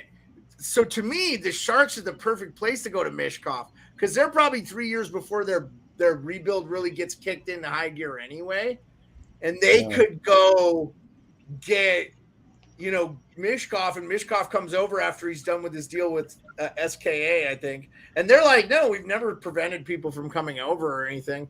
So it's going to be. I'm just not sure that ownership is willing to lose that kind of money because there's nobody going to be in those stands for 3 years. Like nobody. Yeah, Nobody. we'll see. If they're willing to I think lose Hockey it, says I Hyman, can. Connor McDavid, and Connor Brown. That could easily happen because Connor Brown's probably going to be a sneaky pick. I wouldn't even be surprised if the Caps bring Connor Brown back, but I mean because he didn't get a thing. Let's see. We're getting a lot of things. This is cool. It's always hard. What Jack Olson? What it seems to be a 2 or 3 year rebuild, like you said. Let some of those contracts wind down. However, if the Sharks do select Mishkov, I think that signifies a longer rebuild, probably. Yeah, I agree with that 100%, Jack. That's definitely going to be the case. Yeah, but I don't think you can not take him. I just like eventually it's going to pay off in the long run. I just don't think you can not take Jack him. Olson said he's got a Mishkov SKA jersey coming for my birthday, which is sick. Hopefully he actually comes. Well, Jack Olson, I hope he goes to your Sharks then. Armchair GM says, I think Mishkov projects like Datsuk, high quality danger, very good defense. Yeah, but offensively, he's getting points, Armchair. That's what I'm saying. Like everything I'm reading about him is, I'm going to take Rico off while we're waiting for him to come back. Everything I'm hearing about Mishkov is he's actually projecting higher points than Ovechkin. And Ovechkin was an offensive dynamo. So if this guy's this good now, it's going to be very interesting. But I think he has 3 years left on his deal, so he won't be here till like the 25-26 season. But yeah, he's going to be like what's his name in Minnesota there, Kaprizov. Salty says, I read Mishkov's contract isn't strict, and he can come over whenever he wants, but I don't know how reliable it is. Usually they have outs in those too, man, like if the money's more. But the thing is, what a lot of you guys don't realize is, I don't know now with the war and stuff, but like the KHL pays. They don't have a salary cap. So there are some dudes, like the Yager went over there, I heard, because gambling debts, but he was making like 20 mil a year or something. He was making huge back then. Right? Yeah, he was making money he was not going to make in the NHL. So that's why he went over there,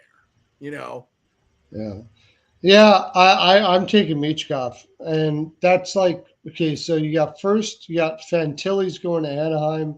Yeah. Third, what is it, San Jose third or Columbus third? I think Columbus is third, right? Oh, yeah. Rico's back. Let me get Rico back in here. Rico, who are you taking? For the Cup? No, who are you taking in if you're the San Jose Sharks? Is Mishkov on the board you drafting? Yeah, well, for sure. Yeah. I think San Jose is a perfect place. Now, I will tell you this, as a Capitals fan, I hope he falls to 8. Because the Caps will get him. And he will be there tomorrow. Ovechkin will be like, yeah, he's coming over to play now. And he will be on the Capitals next year. I could see a team moving up there and they're giving up a shitload to get him. Yeah. Man. Yeah. I'm thinking. And you know what? San Jose has been trading down to get as much prospects as they possibly can to build up. That would be a good trade up for the Caps, I think, if they especially think they can get Mishkov over. If I'm San Jose, I would consider trading down in that spot. I would, if I could get like a shitload. I want a shitload though. Personally, yeah, I think. Yeah, I mean, you could maybe. Yeah, no, that's. Yeah, there's been talk. Who's that? Jack Olson. There has been a lot of talk of Columbus taking Smith in that spot. No, he's talking about the Sharks. Oh, the Sharks. Oh, okay. Yeah. Well, Columbus is third, so they're obviously not taking Smith if Columbus takes, right? That's the draft order. Columbus. No. Yeah. That's what I've been hearing is that Columbus will take Smith even over Carlson, over that Swede. I've been hearing that a lot. Columbus is third. They're third. I know. So but Carlson would be normally third in that spot. Yeah. And I've been hearing that Columbus is all over Smith, that they'll take Smith. So then San Jose will have a choice of that Carlson Swede kid who looks really good and Michkov. Here, I'm going to throw this up for you guys so we can see it. All right, here we go.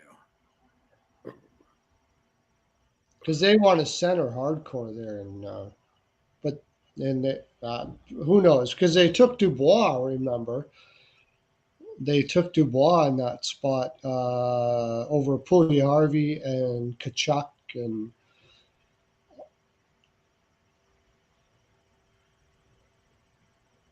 Yeah, here we go. Sorry. what are you showing here? We're just going to go through the draft order before we talk about the Cup final.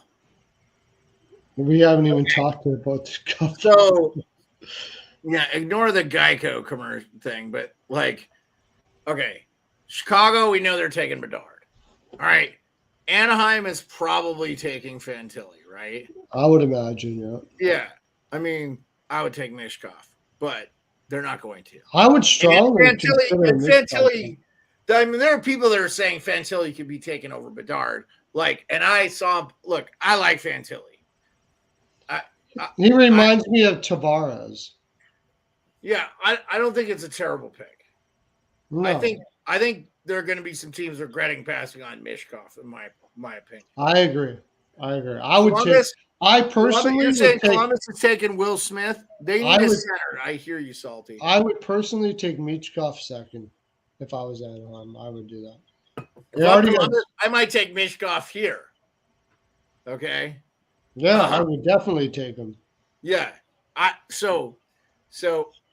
Okay. So Columbus is taking Smith. You think Will Smith. Okay. Yeah. So San Jose, to me, and Jack Olson gets his wish if he's still in here. They got to take Mishkov. To me, Mishkov fits with their rebuild too. Like, why wouldn't you take him? You know what I'm saying? Like, the only problem with San Jose is they need centers so bad. But I mean, I don't see how you don't take a guy like Michkov there. I just don't see how you don't do it. I don't. So who's fourth? And they're going to get fourth is San Jose. Darkness, our friend from St. Louis, he's a Blue fan. He's hoping Reinbacher becomes a Blue. Yeah, the Capitals could draft him too because he's going to. He's not going that far down. I don't think. Where Reinbacher? Philadelphia. Reinbacher's not going past Philadelphia. Okay. I believe Reinbacher will be a Philadelphia Flyer. I do believe. Okay. Yeah, we'll see. Yeah, I don't know. Yeah, I mean, it's real interesting. And then you got Montreal 5. Montreal's going to take Mishkov if he's there too. Absolutely, no doubt about it. And I think Arizona does if Montreal messes that up. And they're taking Carlson. And honestly, the only way the Caps get Mishkov is they would trade up with San Jose. Yeah. Yeah, and I don't think they got enough to do that. I think Montreal could move up to get him. And because they've got they've got the fifth and they got a middle round pick and they got. I think Montreal could. Rico, do you think we're going to see a trade up this year in the draft like the NFL draft is so common? I can't see it happening, man. I know Washington need a center though, don't they? Like Backstrom's on the end of his run. Doesn't Washington need a number one center like that Dalibor Dvorsky guy? Like he's right around where. Yeah, I think that's who they probably get in the end. Look what Jack Olson's saying there, man. That's an interesting team. Yeah, he says if Smith is there at 4, I think the Habs do it. Kent Hughes was actually Will Smith's old coach and the Junior Eagles of Boston. Montreal also needs a center really badly, and I think it's a great fit. So you think that they'll swap with San Jose and like trade a pick or something to draft Smith, and then San Jose will still draft Mishkov and be like Chuck Ching and add. I think picks. Columbus would be happy with Fantilli too, though. Right shot centerman to play with. Yeah, but Fantilli is going to go to Anaheim. Anaheim is going to draft Fantilli. I do think that Fantilli will probably go to Anaheim. Yeah, I think everything I've seen 1 and 2 is set. I love that kid. I mean, he's a great kid, but honestly, I would take Michkov over him. Yeah. I think the top end is Mishkov, and to me, but I think San Jose or Anaheim, feels like they're further along in their rebuild. And I just think that's why they probably will take a guy like Fantilli, who they think is probably a sure thing. They know he's going to play in their system within 1 or 2 years, which kind of fits with their timeline, where if you've got, if you've got Fantilli, or if you've got Mishkov, you may have to wait the 3 years. Mishkov may not be. To me, I think if Washington, he probably could play. Of all the scenarios, he'll play with Washington first. I think if he gets drafted by anybody else, he's probably like, I'll just finish out my KHL. I think the further he falls, like Detroit, I could see him coming over for Detroit if the Caps pass on him, which they will not.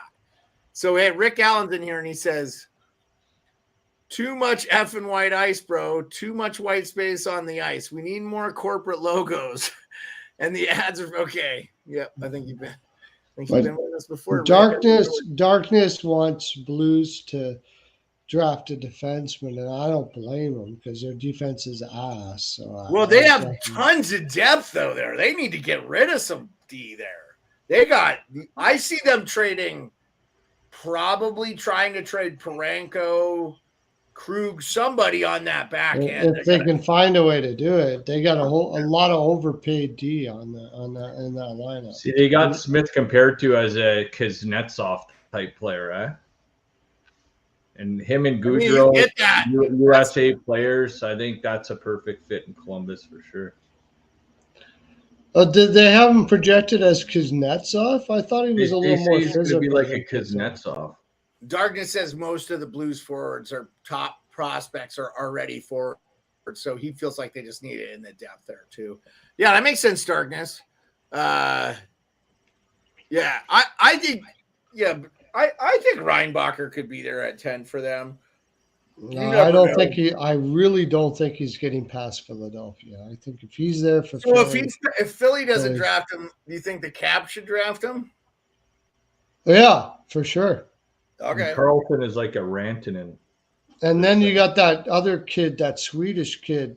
He's like a what's his name? Frick, I gotta bring it up. They got that Swedish kid that is all offense, like Armchair GM says, I'd be shocked if Columbus took Smith over Leo Carlson. You know what? I would have said that too, Armchair, because of Jarmo Kekalainen, but he's Finnish though, not Swedish. Kekalainen is one of the best draft and development general managers in the league. So whoever he picks, I'm probably going to agree with him. He just never misses. He never misses. That guy is incredible. Yeah. Got to remember, this is the guy that passed on Puljujärvi to get Dubois. And a Finnish player. That was a good move, by the way. Puljujärvi is like a Dave Andreychuk. Hey, there's your Dave Andreychuk. Yeah, hey, by the way, well said. I did not hear Puljujärvi's name called once in all 4. I don't recall. Maybe one time his name got called once in the 4 games against the Florida Panthers. Well, you know his nickname, right? Pool Party? Yeah, because nobody can spell his last name. No, because he parties too much. No, it has everything to do with his last name, Pearlo. I don't know if he parties too much. Yeah, he does.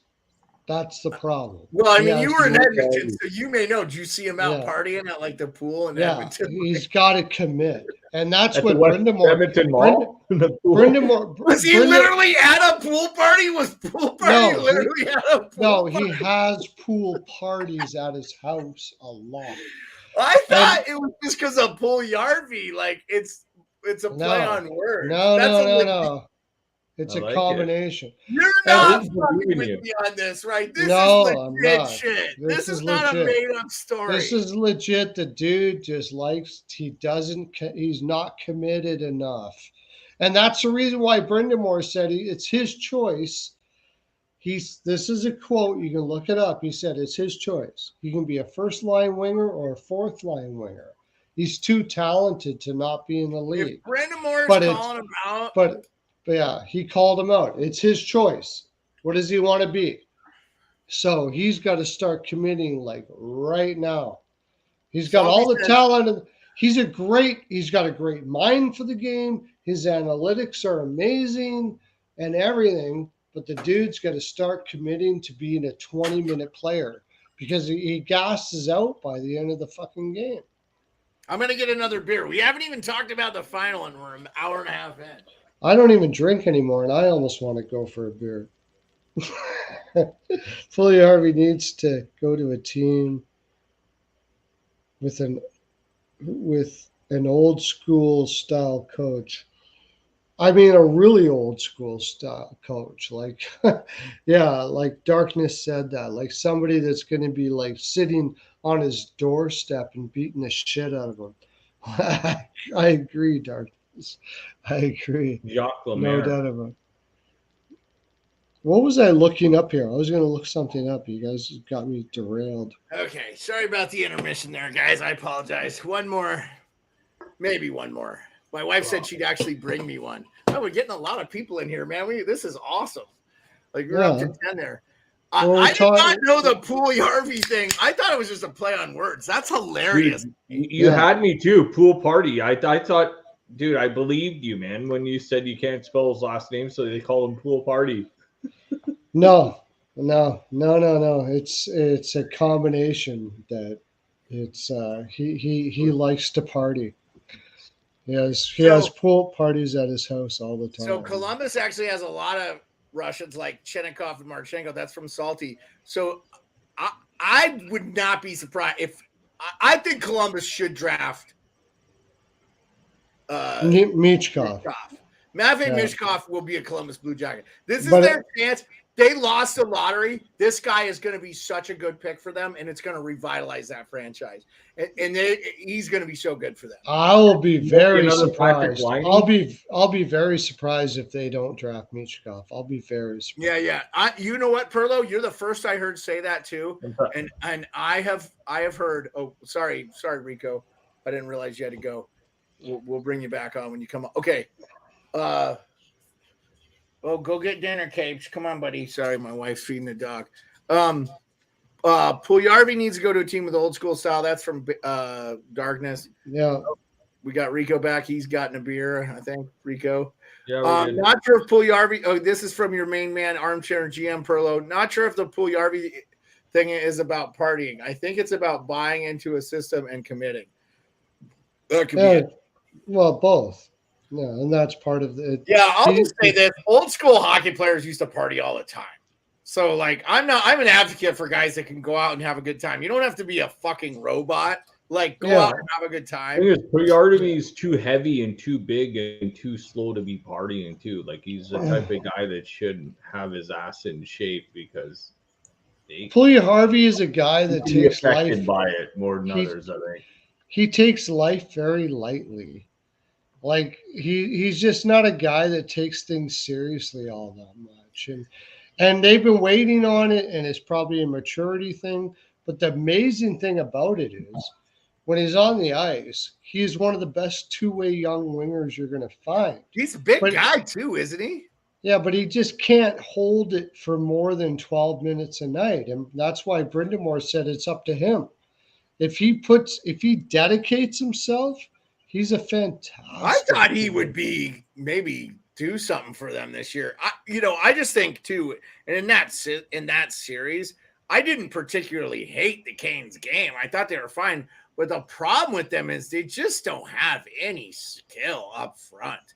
Like even Aho was like, meh. I mean, they desperately messed Svechnikov. It was thing.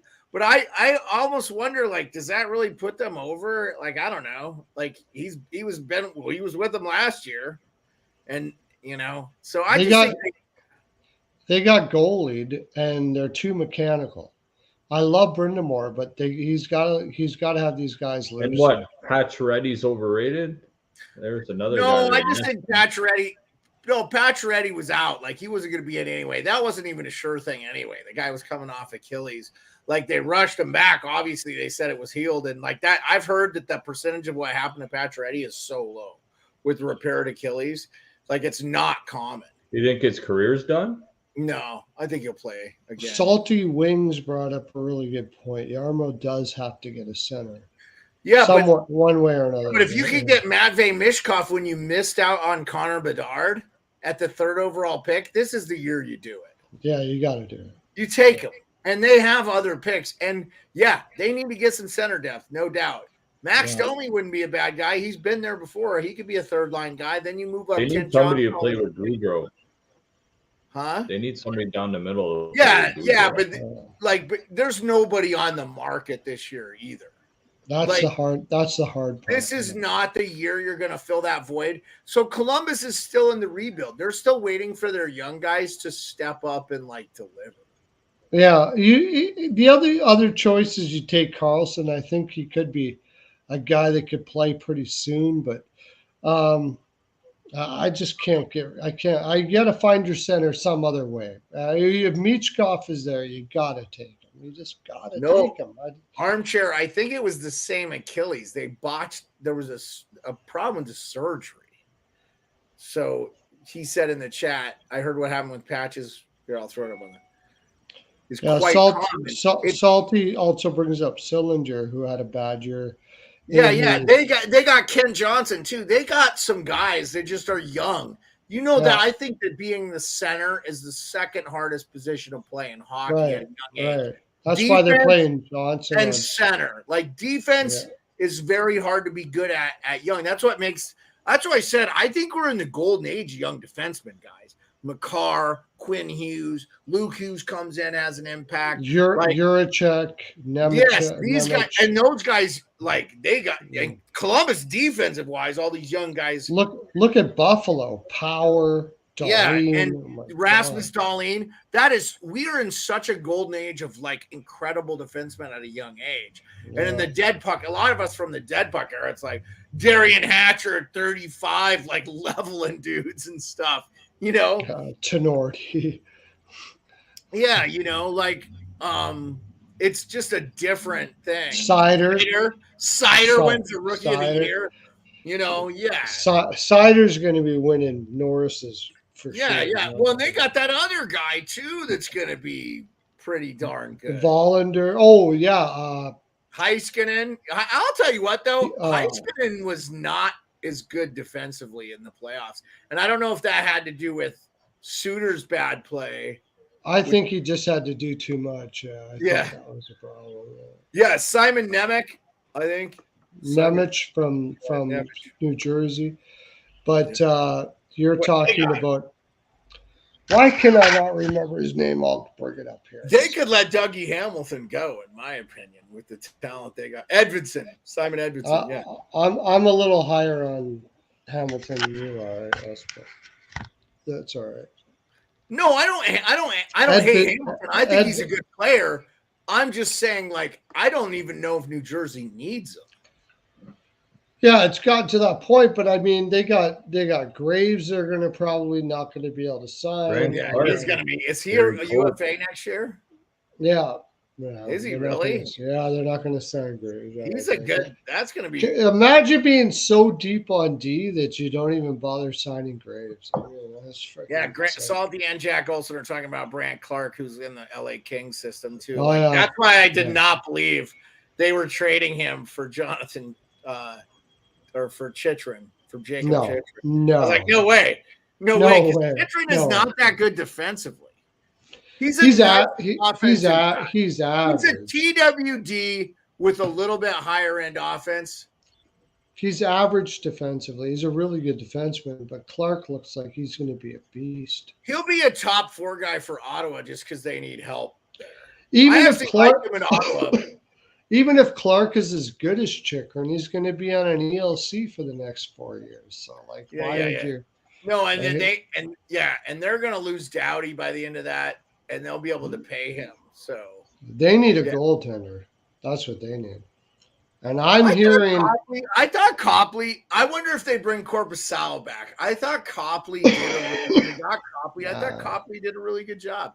I think if you in today's NHL. You just need the way they stack games on top of each other because they're trying to avoid the NFL and stuff. They just need to. You just need 2 competent goalies now. They're just not gonna. The days of a guy doing 60 there's only one Igor Shesterkin. There's only there's only one Sorokin. Like even Bobrovsky. I'm telling everybody the reason Bobrovsky is good this year is he didn't have to play the whole year. And the reason he wasn't good before with Florida is their defense sucked. I think he just wasn't good. Yeah, that's part of it, and their defense still sucks. But if I'm LA, I'm throwing everything I got at Hellebuck. Get Hellebuck. Yeah, Hellebuck would be a good. Hellebuck. Do you think Hellebuck gets traded, Rico?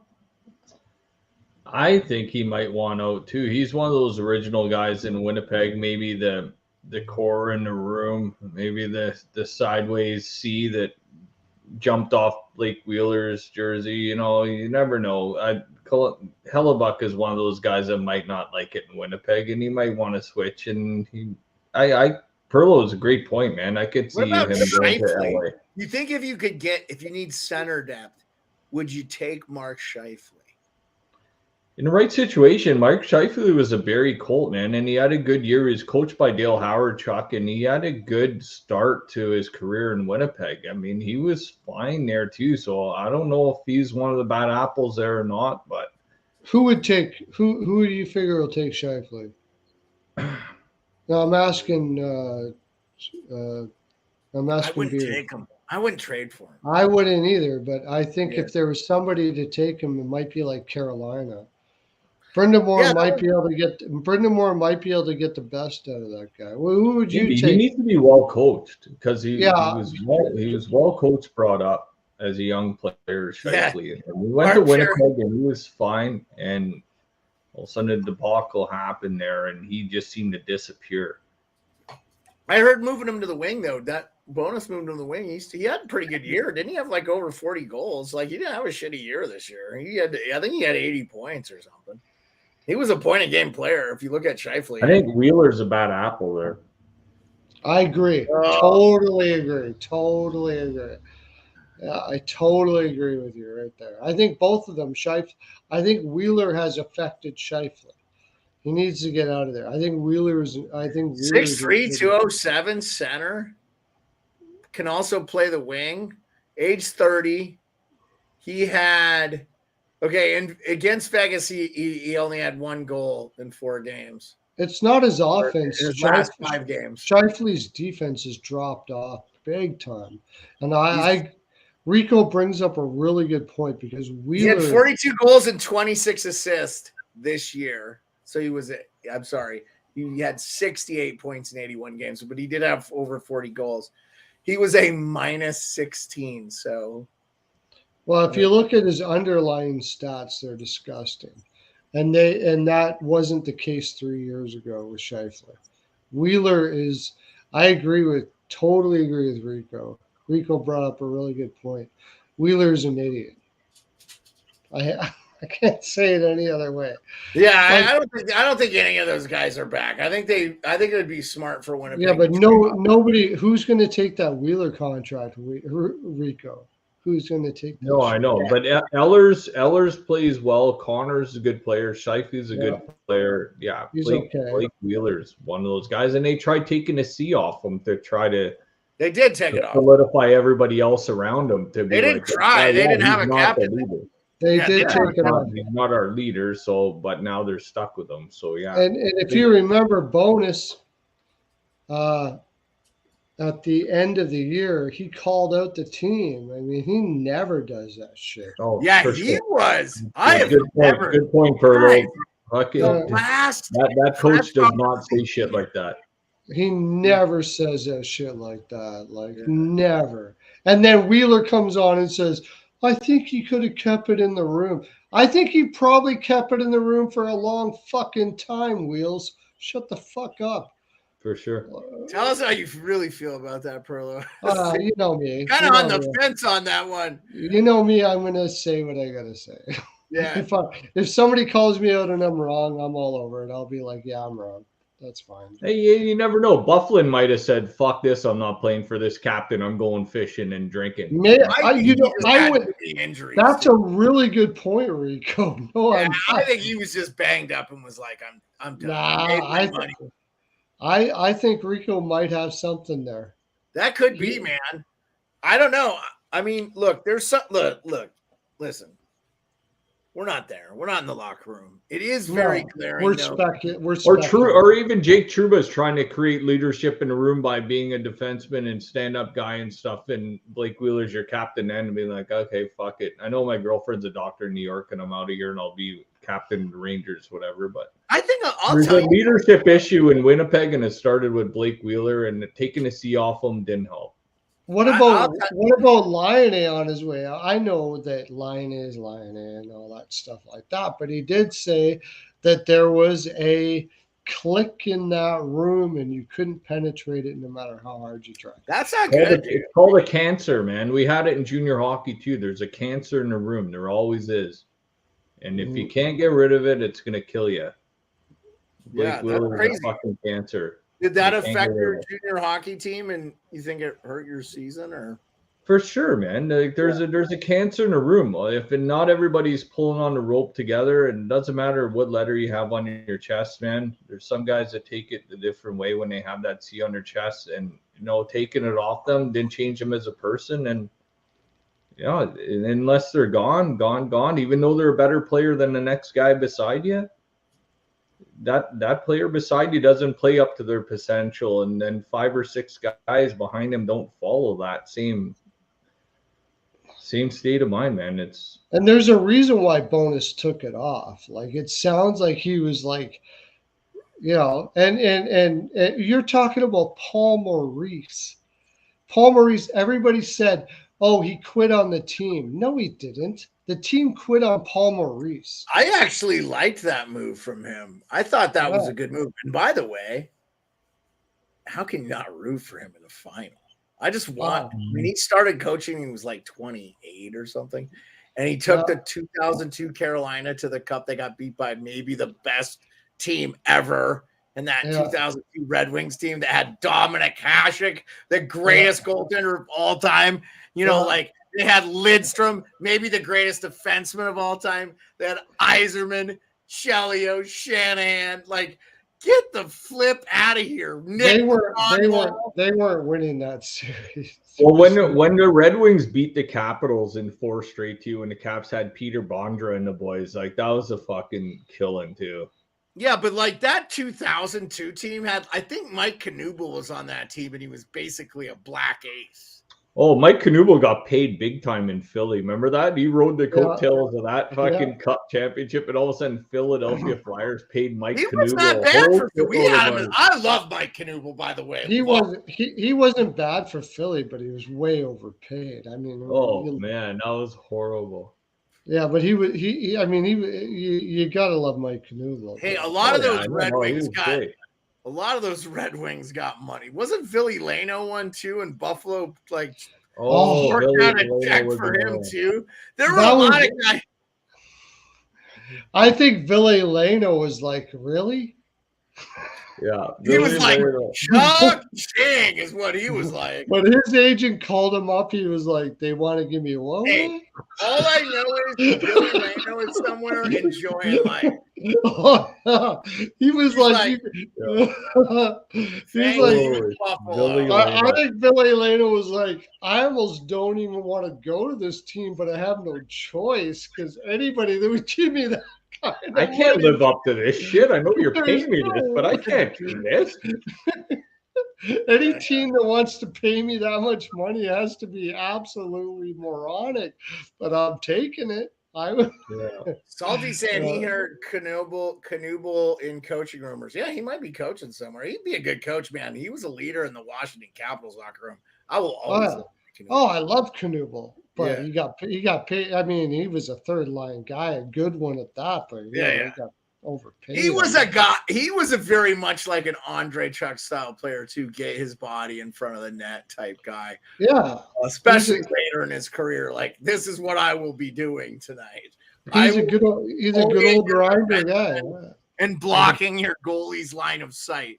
And taking slashes and cross checks from you, but not too many because I will elbow you in the face. So, okay, boys, we've kind of delayed that. We're almost 2 hours in the show. Okay, yeah, we really got to talk about the finals real now. quick on what Armchair said. He said He did say you guys are talking about the golden age of defensemen. How about the golden age of tandem goaltending? No more Kiprusoff. Yeah, I mean it's definitely. I think you almost every team, unless you are the New York Islanders or New York Rangers, are going to have like a goalie that you're going to split 60, 55, 45, and it just makes sense. And it's fine. There's plenty of good goalies, athletic. You got the game down so well now. Okay. Stanley Cup Finals. Mm-hmm. We have the Vegas Golden Knights. And I could not get a Florida Panthers jersey in time. I've got like 2 of them on order. But I could not. And they're both Matthew Tkachuk's. So excited. And then today, shout out hockey jersey, HKY jerseys. I got on there. If you sign up when they release their thing, you can get a jersey for $85. And you might just get a plain Jane, 80, like nobody on the back, but you might get a signed certificate of authenticity. You might get a reverse retro. Anyway, I don't want to be greedy. I think I got in because I was like one of the first to reply. So it's first come, first serve. I think they'll have an XL for me. I'll have to pay $85 for it. If I just get a plain Jane jersey, it's worth it. I hope I get a reverse retro. I hope I get a Matthew Tkachuk signed reverse retro. That would be so sick. But we'll see what happens. Pearlo's got his website, bpwopicks.com. He does all things gambling. Rico and I are casuals. Pearlo is the expert. So if you want to make money, follow him. I so appreciate everybody that's coming in. TNT has the finals. Yeah, Salty, it's going to be nice. And look, I think ESPN took a lot of undue criticism, mainly because of Leah Hextall. I didn't mind Leah Hextall. And I thought Emily Kaplan was awesome. Like, her questions to the coaches were amazing. She did a great job. She followed up, listened to what they said, and then followed up based on their answer, which is like how they journalism 101. But now it's always like some canned stupid shit that they ask. And she was asking good questions to the coaches and stuff. So I didn't hate ESPN's coverage. McDonough, he's okay. I don't mind. Like, I think a lot of people don't like Kenny Albert either. I mean, Kenny Albert's not, but everybody's pretty familiar with Eddie Olczyk, and it's really TNT's pre and post with Biz, Wayne Gretzky, Henrik Lundqvist, Anson Carter, whatever. He's fine. Liam McHugh, fine. Like, they could replace any of those two. So, it's good. Yeah, everybody likes Jackie Redmond, too. Yeah, Jackie's good. She does NHL Network and stuff. So, Stanley Cup Finals. Who do you got, Rico? I've been betting against the Panthers all playoffs. Even that last series, Carolina, me and Pearlo were going back and forth, like better system, better coach, maybe a ring behind the bench, and picking against Florida. But, I mean, when it comes down to it, Vegas was the best team in the West. Even though the West was stacked, Vegas finished on top. But Florida beat, 3 of the top 4 teams in the East? They cleaned house all the way up to there. They got the better goalie. They got the better goalie. They got Matthew Tkachuk.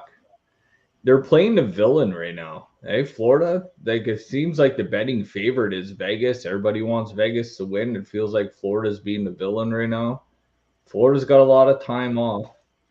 Vegas is a deeper team. I'm going to take Vegas to win the cup, but it's going to go 7. It's going to go long.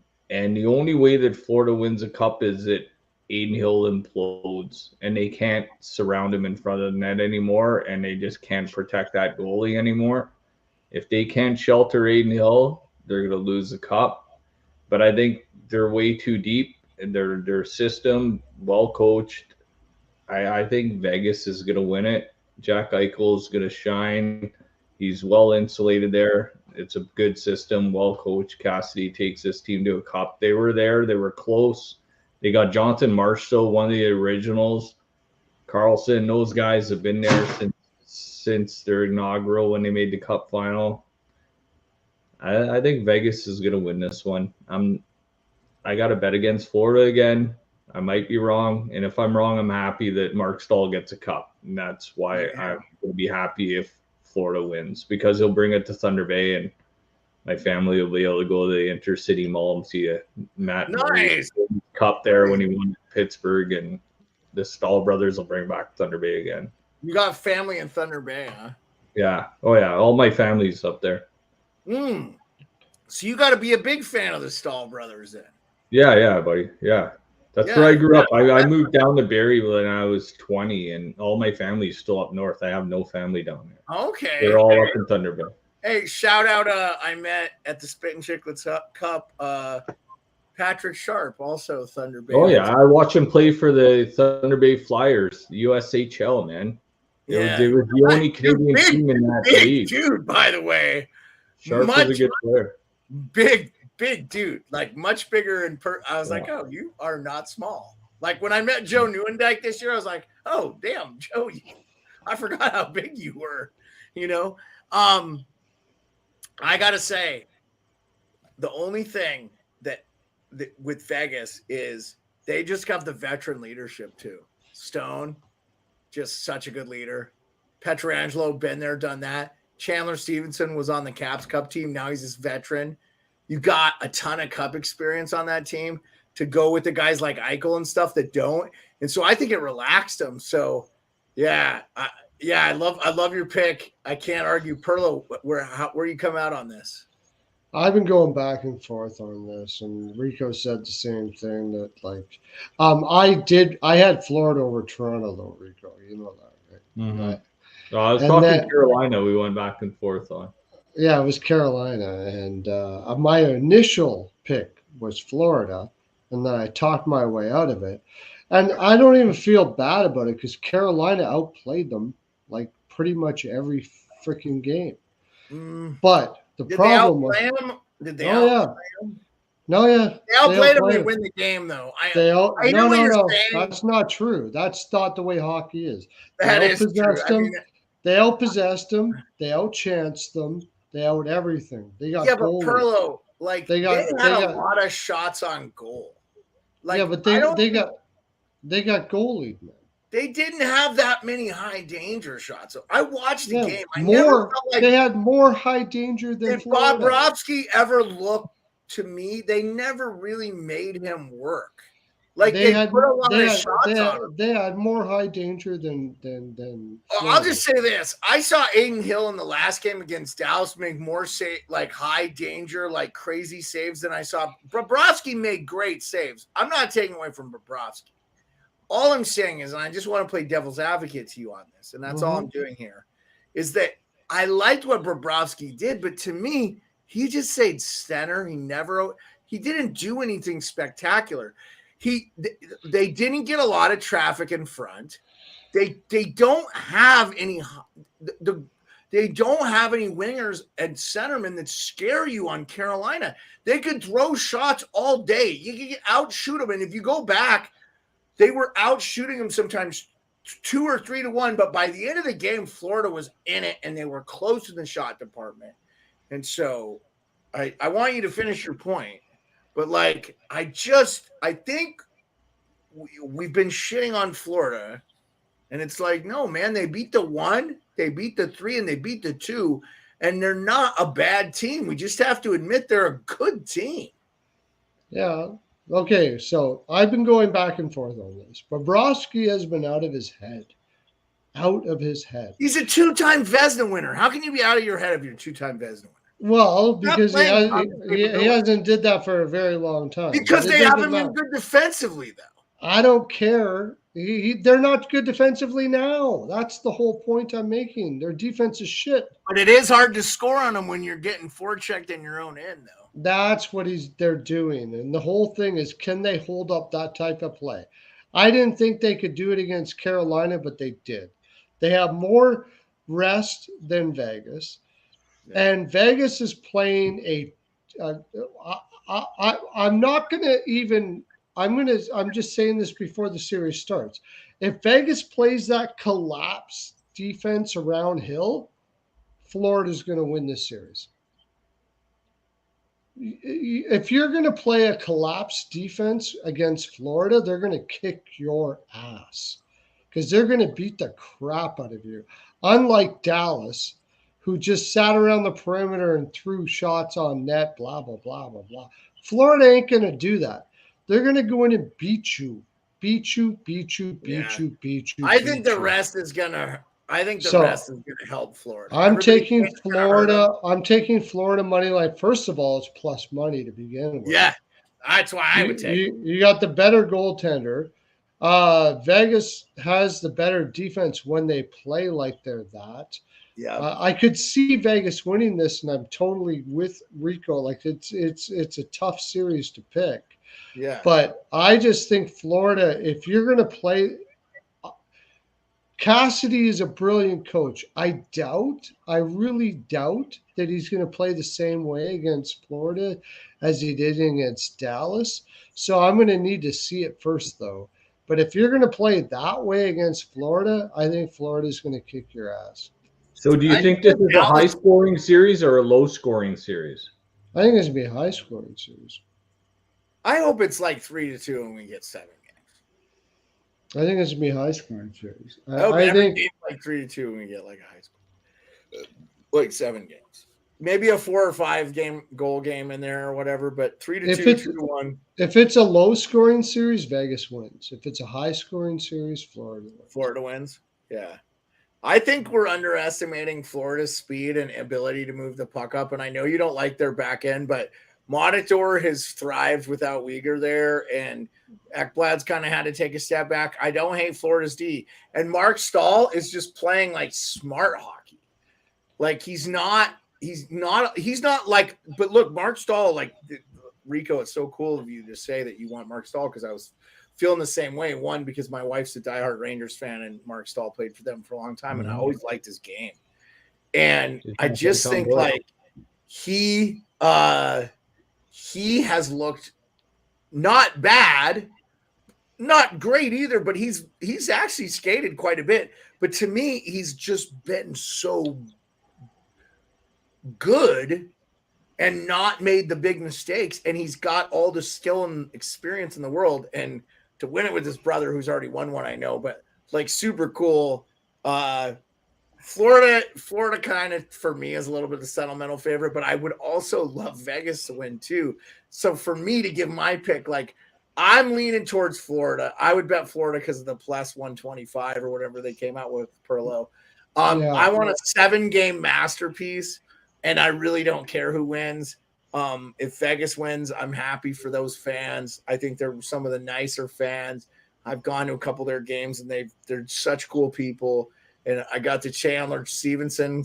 He's a Caps 2018 G for life for me. Anybody that was on that team.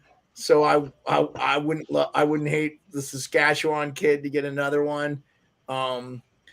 Jack Eichel getting one before McDavid makes me feel warm and fuzzy a little bit as an American hockey fan. Especially because McDavid got ripped a couple of times by Eichel, just the puck taken right off his stick, which I get more excited about than someone scoring a goal, to be honest with you, because it's easy to score goals in this day and age, right? But it ain't easy to take the puck off the best player in the world's stick, like whoop, whoop, like take it right off his stick and skate up the ice. So I like I said, I like both teams, so I would bet Florida. I guess Florida is my pick. But if Vegas wins, it's like, cool, man. I'm not surprised if Vegas wins, that's for sure. Yeah. But I'm like the other way around. Neither one of these teams should be in the finals. Neither one of them. Yeah. Yeah, Rico, you think Vegas will win, but sentimentally you want Florida to win. Is that what you're saying? Yeah, I really do think Florida's going to win this. So here's the thing, and this is why I think the rest is going to help them. One, Bobrovsky, it's not going to matter. The guy's a zombie right now. And in fact, honestly, it's probably allowing him to put a little bit of weight back on to get a little bit because he's probably lost 20 pounds in the playoffs. So he's going to get, the rest is only going to help him this age in his goalie career. And it's not going to hurt him. He's too good of a pro. It's not like they're out in South Beach, like partying their asses off. Exactly. People they're in the putting black aces right now, and they're going hard at each other day in and day out. And then they're getting a rest, and then they're healing. And whoever needed extra healing, I mean, they played fucking Boston, they played Toronto, they played Carolina. You don't think fucking Slavin and Pesci and Burns, and like those are heavy players in Carolina. Well, They and played, even though McCabe the was laying series the was body. tight. McCabe was laying the body for Toronto and stuff. So was Shen. It's not like that wasn't a physical series. It was just No, short. neither of them were. Has Eichel seen a Barkov yet in this series? Well, and that's what I wanted to say. I'm so glad you brought that up. I'm Good not point. talking about the defense of Barkov, which is something we will talk about.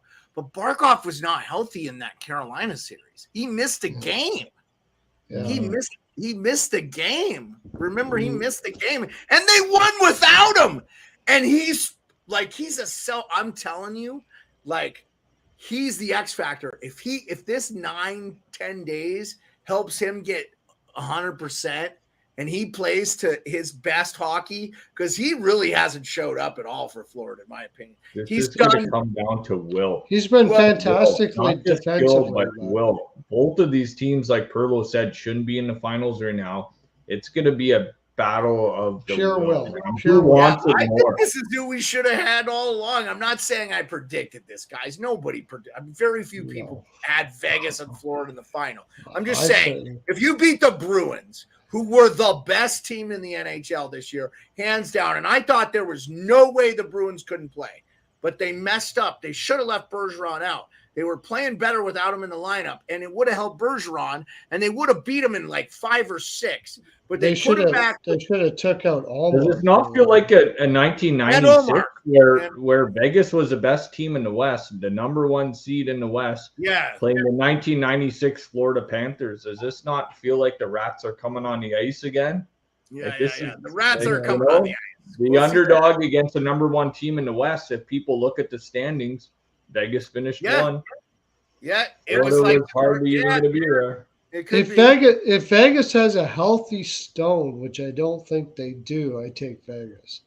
But Tkachuk right now is in a beast mode that I have seen in very few players. 3 winners in the series against Carolina. 3. Yeah, and not only that, he's just put the team on his back. Like, you don't. I think I love Stone. Stone and Tkachuk are my 2 favorite players in the league. That's what's cool about this.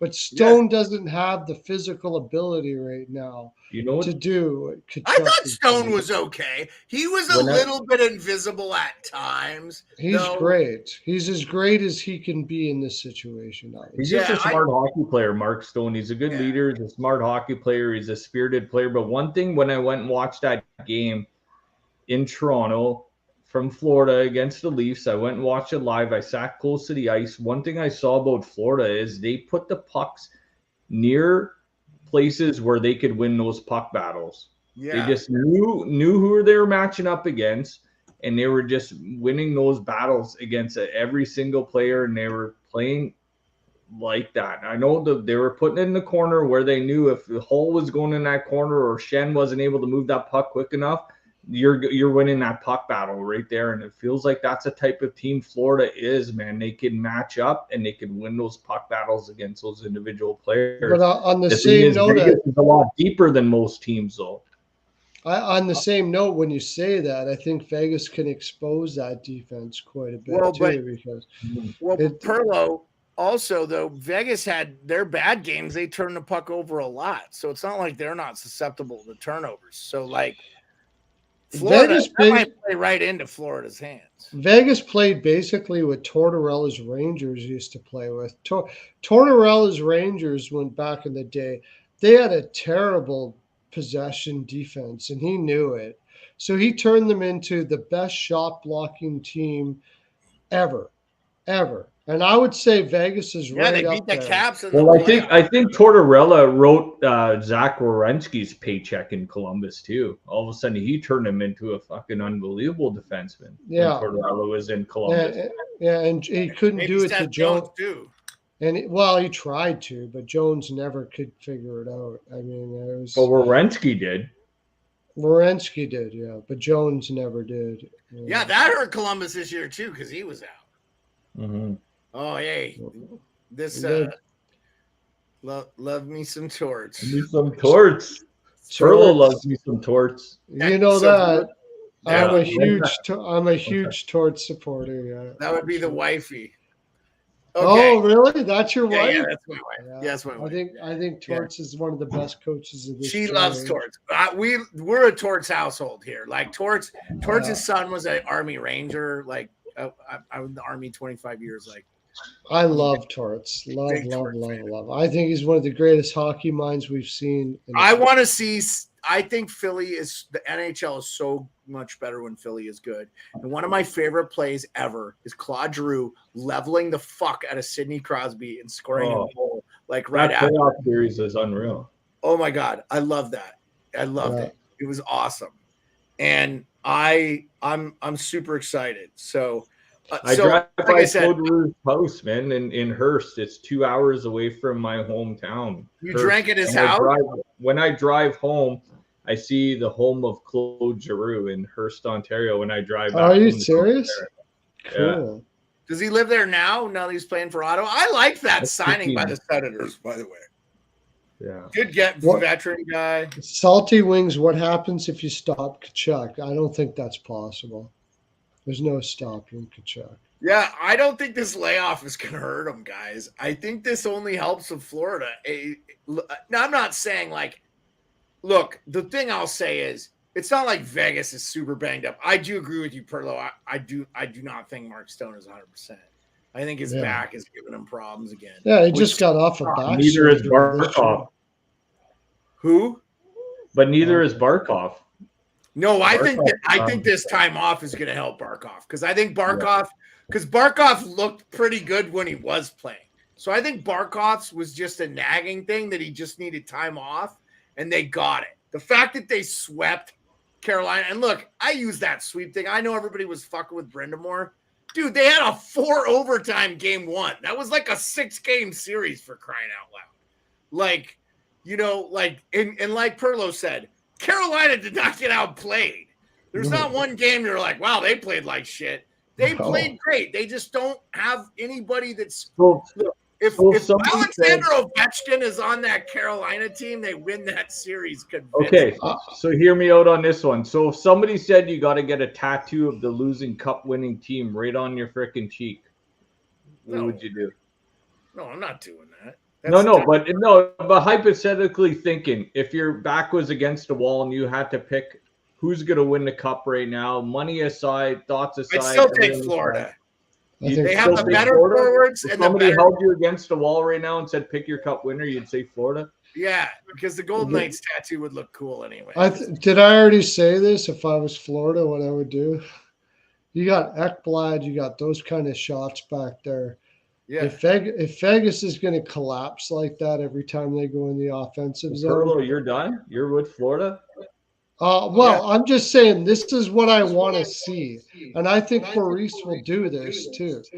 If you're going to collapse like that, I'm going to shoot from the blue line, and I don't even care. Montador was coming up and scoring goals too. Like he's more than capable. No, I don't care about scoring goals. I care about hitting people with the shot. Just beat the crap out of them. Just beat them. Pearlo, before you were on, Rico, Pearlo had this whole soliloquy about how Florida could systematically take out Vegas's players just by pounding the puck from the point and aiming at ankles and stuff. Yeah. Like straight up, man. Like put out a hit list before you get Pearlo's got this thing drawn out on his wall right now with targets on their Don't head. even try to hit the net. Red thread and stuff going, red rope, just going. Don't even try. Tape and shit around, and don't even care if you hit the net. Hit midsection ankles. Shoot all day. I said before he gets us kicked off YouTube for threatening, giving a tactical battle plan. This is not something that didn't happen back in the day, dude. I'm not saying something new. I'm joking. I'm joking with you, man. You're right. I didn't disagree. I was like, if they play that defensive. But in this day, you're not supposed to say that shit. I agree. No, I just was joking. I don't think we're not gonna get canceled for it, man. That's great. It's honestly, I agree with you. If they come out and play that box 4 or whatever, and they just block shots and don't give Aiden Hill any tough things to look at, I think that the Florida forwards are too physical. They'll give it to those. I'm not, but look, the thing about Vegas is they're deep defensively. You know, like their top 4 is as good as anybody in the NHL. Yeah, but if you're gonna play like that, who Alex cares what Martinez your is like top a man 4 back is? there. Dude, Shea Yeah, Theodore? Shea Theodore is so underrated, man. Oh, he's amazing, but not playing like that. If you're gonna play a collapsed defense, it's a waste of Shea No, Theodore's I, talent. Perlo, I Alex agree with you. Martinez I'm on saying TikTok. like they have good D that like Yeah. I don't think they have. I'm with you on this. Like They I don't told- have I to agree- play like that. They don't Yeah, have to I play think like they will play a little bit different. I do think Cassidy's a pretty good coach, and I think they're scared. I think they're scared of their goaltender, hey, and that's how about that's the problem. And how they're going about to keep on. how would doing you it. like to be a Boston fan? You lose in round 1. You have the best record in NHL history, regular season. You lose in round 1 to Florida. Okay. Yeah. And then your former coach who you got rid of because like the players wouldn't play for him anymore, Yeah. takes the Vegas Golden Knights to the Stanley Cup. And if he wins, Yeah. hey, if I'm Cassidy and you get an extra day, I'm taking it to like a chill. I want Vegas to win just for that point because I hate Boston. So I want Vegas to don't, win just for but that. I don't know. We didn't know each other at the time or whatever. But I said when DeBrusque and all of that shit went down with Cassidy, I would have traded DeBrusque all day. You do not. He had a good year too, though. You do not fire a Bruce You don't Cassidy. like DeBrusque though as a player? I don't give a shit. You don't like Cassidy. Would you like DeBrusque in Edmonton? No, not. If you can't handle Cassidy, go away. I'm sorry. Go away. If you can't handle Yeah, it, go I away. honestly I don't see- care. You know what though, Perlo? It's not like he was only there a year. You've been there a while. Sometimes the voice just gets long and they fire coaches. That's the NHL. I think he pissed off DeBrusque for some reason, and then everybody got rallied behind him. You don't fire a Cassidy. You don't fire a Cassidy. Yeah. You don't fire Tortorella. You don't fire Trotz. You don't fire those kind of coaches. Yeah, the Caps did not fire Trotz for the record. He had a contract extension built into his contract that if he won the cup, he got an extension, but it was like 3 years at $800,000 a year. And he was like, no. It was like, dude, you negotiated it. You negotiated it. Your agent negotiated that. Why didn't you get a better deal for yourself if you won the cup? To me, and I think Leonsis was like, hey, we're not coming up. This is what you had in your contract. You get an automatic extension. Leonis got pissed off that he didn't honor his contract. Who? No, I mean he. Leonis got mad that he didn't. Yeah, honor his contract. Ted Leonsis. No, I think Ted Leonsis was just like, hey, you either take this deal or you don't. This is what I mean. If I'm Trotz and I win the cup, negotiate $5 million a year, bro, because that's what you're gonna get on. That's basically what he got for. Yeah. He got 4 to coach, and then he didn't finish that deal. And now, look, I think he's going to do well. I actually think he's going to do well. And I do too in Nashville. Speaking of which, since we're done talking about the finals, Andrew Brunette, new head coach. You like that hire? I don't get it, but I can't. But I'm giving I'm giving Trotz the benefit of the doubt here. He played for Trotz. He played for Trotz. I don't see what Trotz sees in him, but because Trotz does see it, I'm gonna go with Trotz. I like the hire. I think he did a pretty good job with Florida last year, given the Quinville situation. The Quinville situation, he wasn't even the head coach, Perlo. Quinville was the coach, and he had to step down. And then he wins the President's Trophy. He didn't do anything in Florida, though. He just kept on. They won the President's Trophy, bro. So what? They were playing a system that there's no way in hell they're going to win in the playoffs. Well, yeah, we all knew that, but still, they won the President's Trophy. They had a good. I guess you can say he didn't have time to change it around, so he was just rolling with it. Yeah, what do you got to do? Yeah, I mean, all I got to say is that if Barry Trotz thinks he can be something, he probably can. I think he'll be okay. And I think he's like it seems like the anti-John Hines type coach. So like that locker room might need that at this time. You see teams go, it's like, wait, do you like Hines, Rico? I don't know. Like Rico. I don't know either. He's a bit of a stone cold guy to me. Yeah, I don't think I would want to play for him. I don't know. Andrew Brunette had some skill, man. He had good net front presence. Oh yeah, he was a great player. Hey, by the way, Even he with the scored Atlanta the first. Thrashers. He was the one scoring goals for them all the time. Yeah, he was a great player. He scored the first goal in Nashville Predators history. Did you know that? Oh yeah, that's right. He did. Andrew Brunette scored the first goal in Nashville franchise history. Now he's the coach. I like the fit. I just think there's something about it, and I do. Like, I trust Trotz. Like, I'm with you on this, Pearlo. I like this hire. Okay. Well, I only like it because Trotz said so, but I don't. Well, I they don't didn't know. waste time either because he could have been the coach in Toronto. Who, Hines? No, Brunette. Yeah, no, I would not have been a problem with that hire there either, I think. Okay. All right. So we have some vacancies still. Columbus. Pittsburgh doesn't have a GM. They're not going to get rid of Sullivan. That's going to be Dubas. The Rangers want him so bad. New York? Who's coaching in New York next year? It's already been reported. RA reported like 3 days ago on Chicklets Monday. They were surprised at Hines. He said Peter Laviolette, but the Hines firing now because he went to BU and so did Drury. I think they're trying to get Hines in as an assistant. I think Laviolette is it. That's what I would do. And I like Lavi for them. I think that's the right choice. They need a little bit of a structured vet. I think they're a vet team. They don't need a hard ass. Gallant just didn't make any adjustments in the playoffs. And I told my wife all year, I said, you don't want to play New Jersey. They're a bad matchup for you. They move the puck up too close. You guys are not good at playing that kind of team. I think they wanted to play Carolina. I think, honestly, that Rangers team might beat Carolina. That was a better matchup. I think that was I do, Pearlo, only because the Carolina got an Islanders team that was like kind of not doing well at the end there. And then Barzell wasn't 100%, and they just weren't.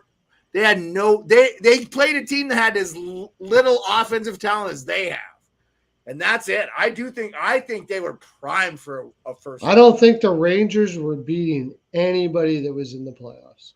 They're 5 games. By the way, if Pittsburgh beats Chicago, they play the Boston Bruins and probably get boat raced by the Bruins. For sure. What do you think? Do you think the Rangers would have beat Carolina, Rico? I do.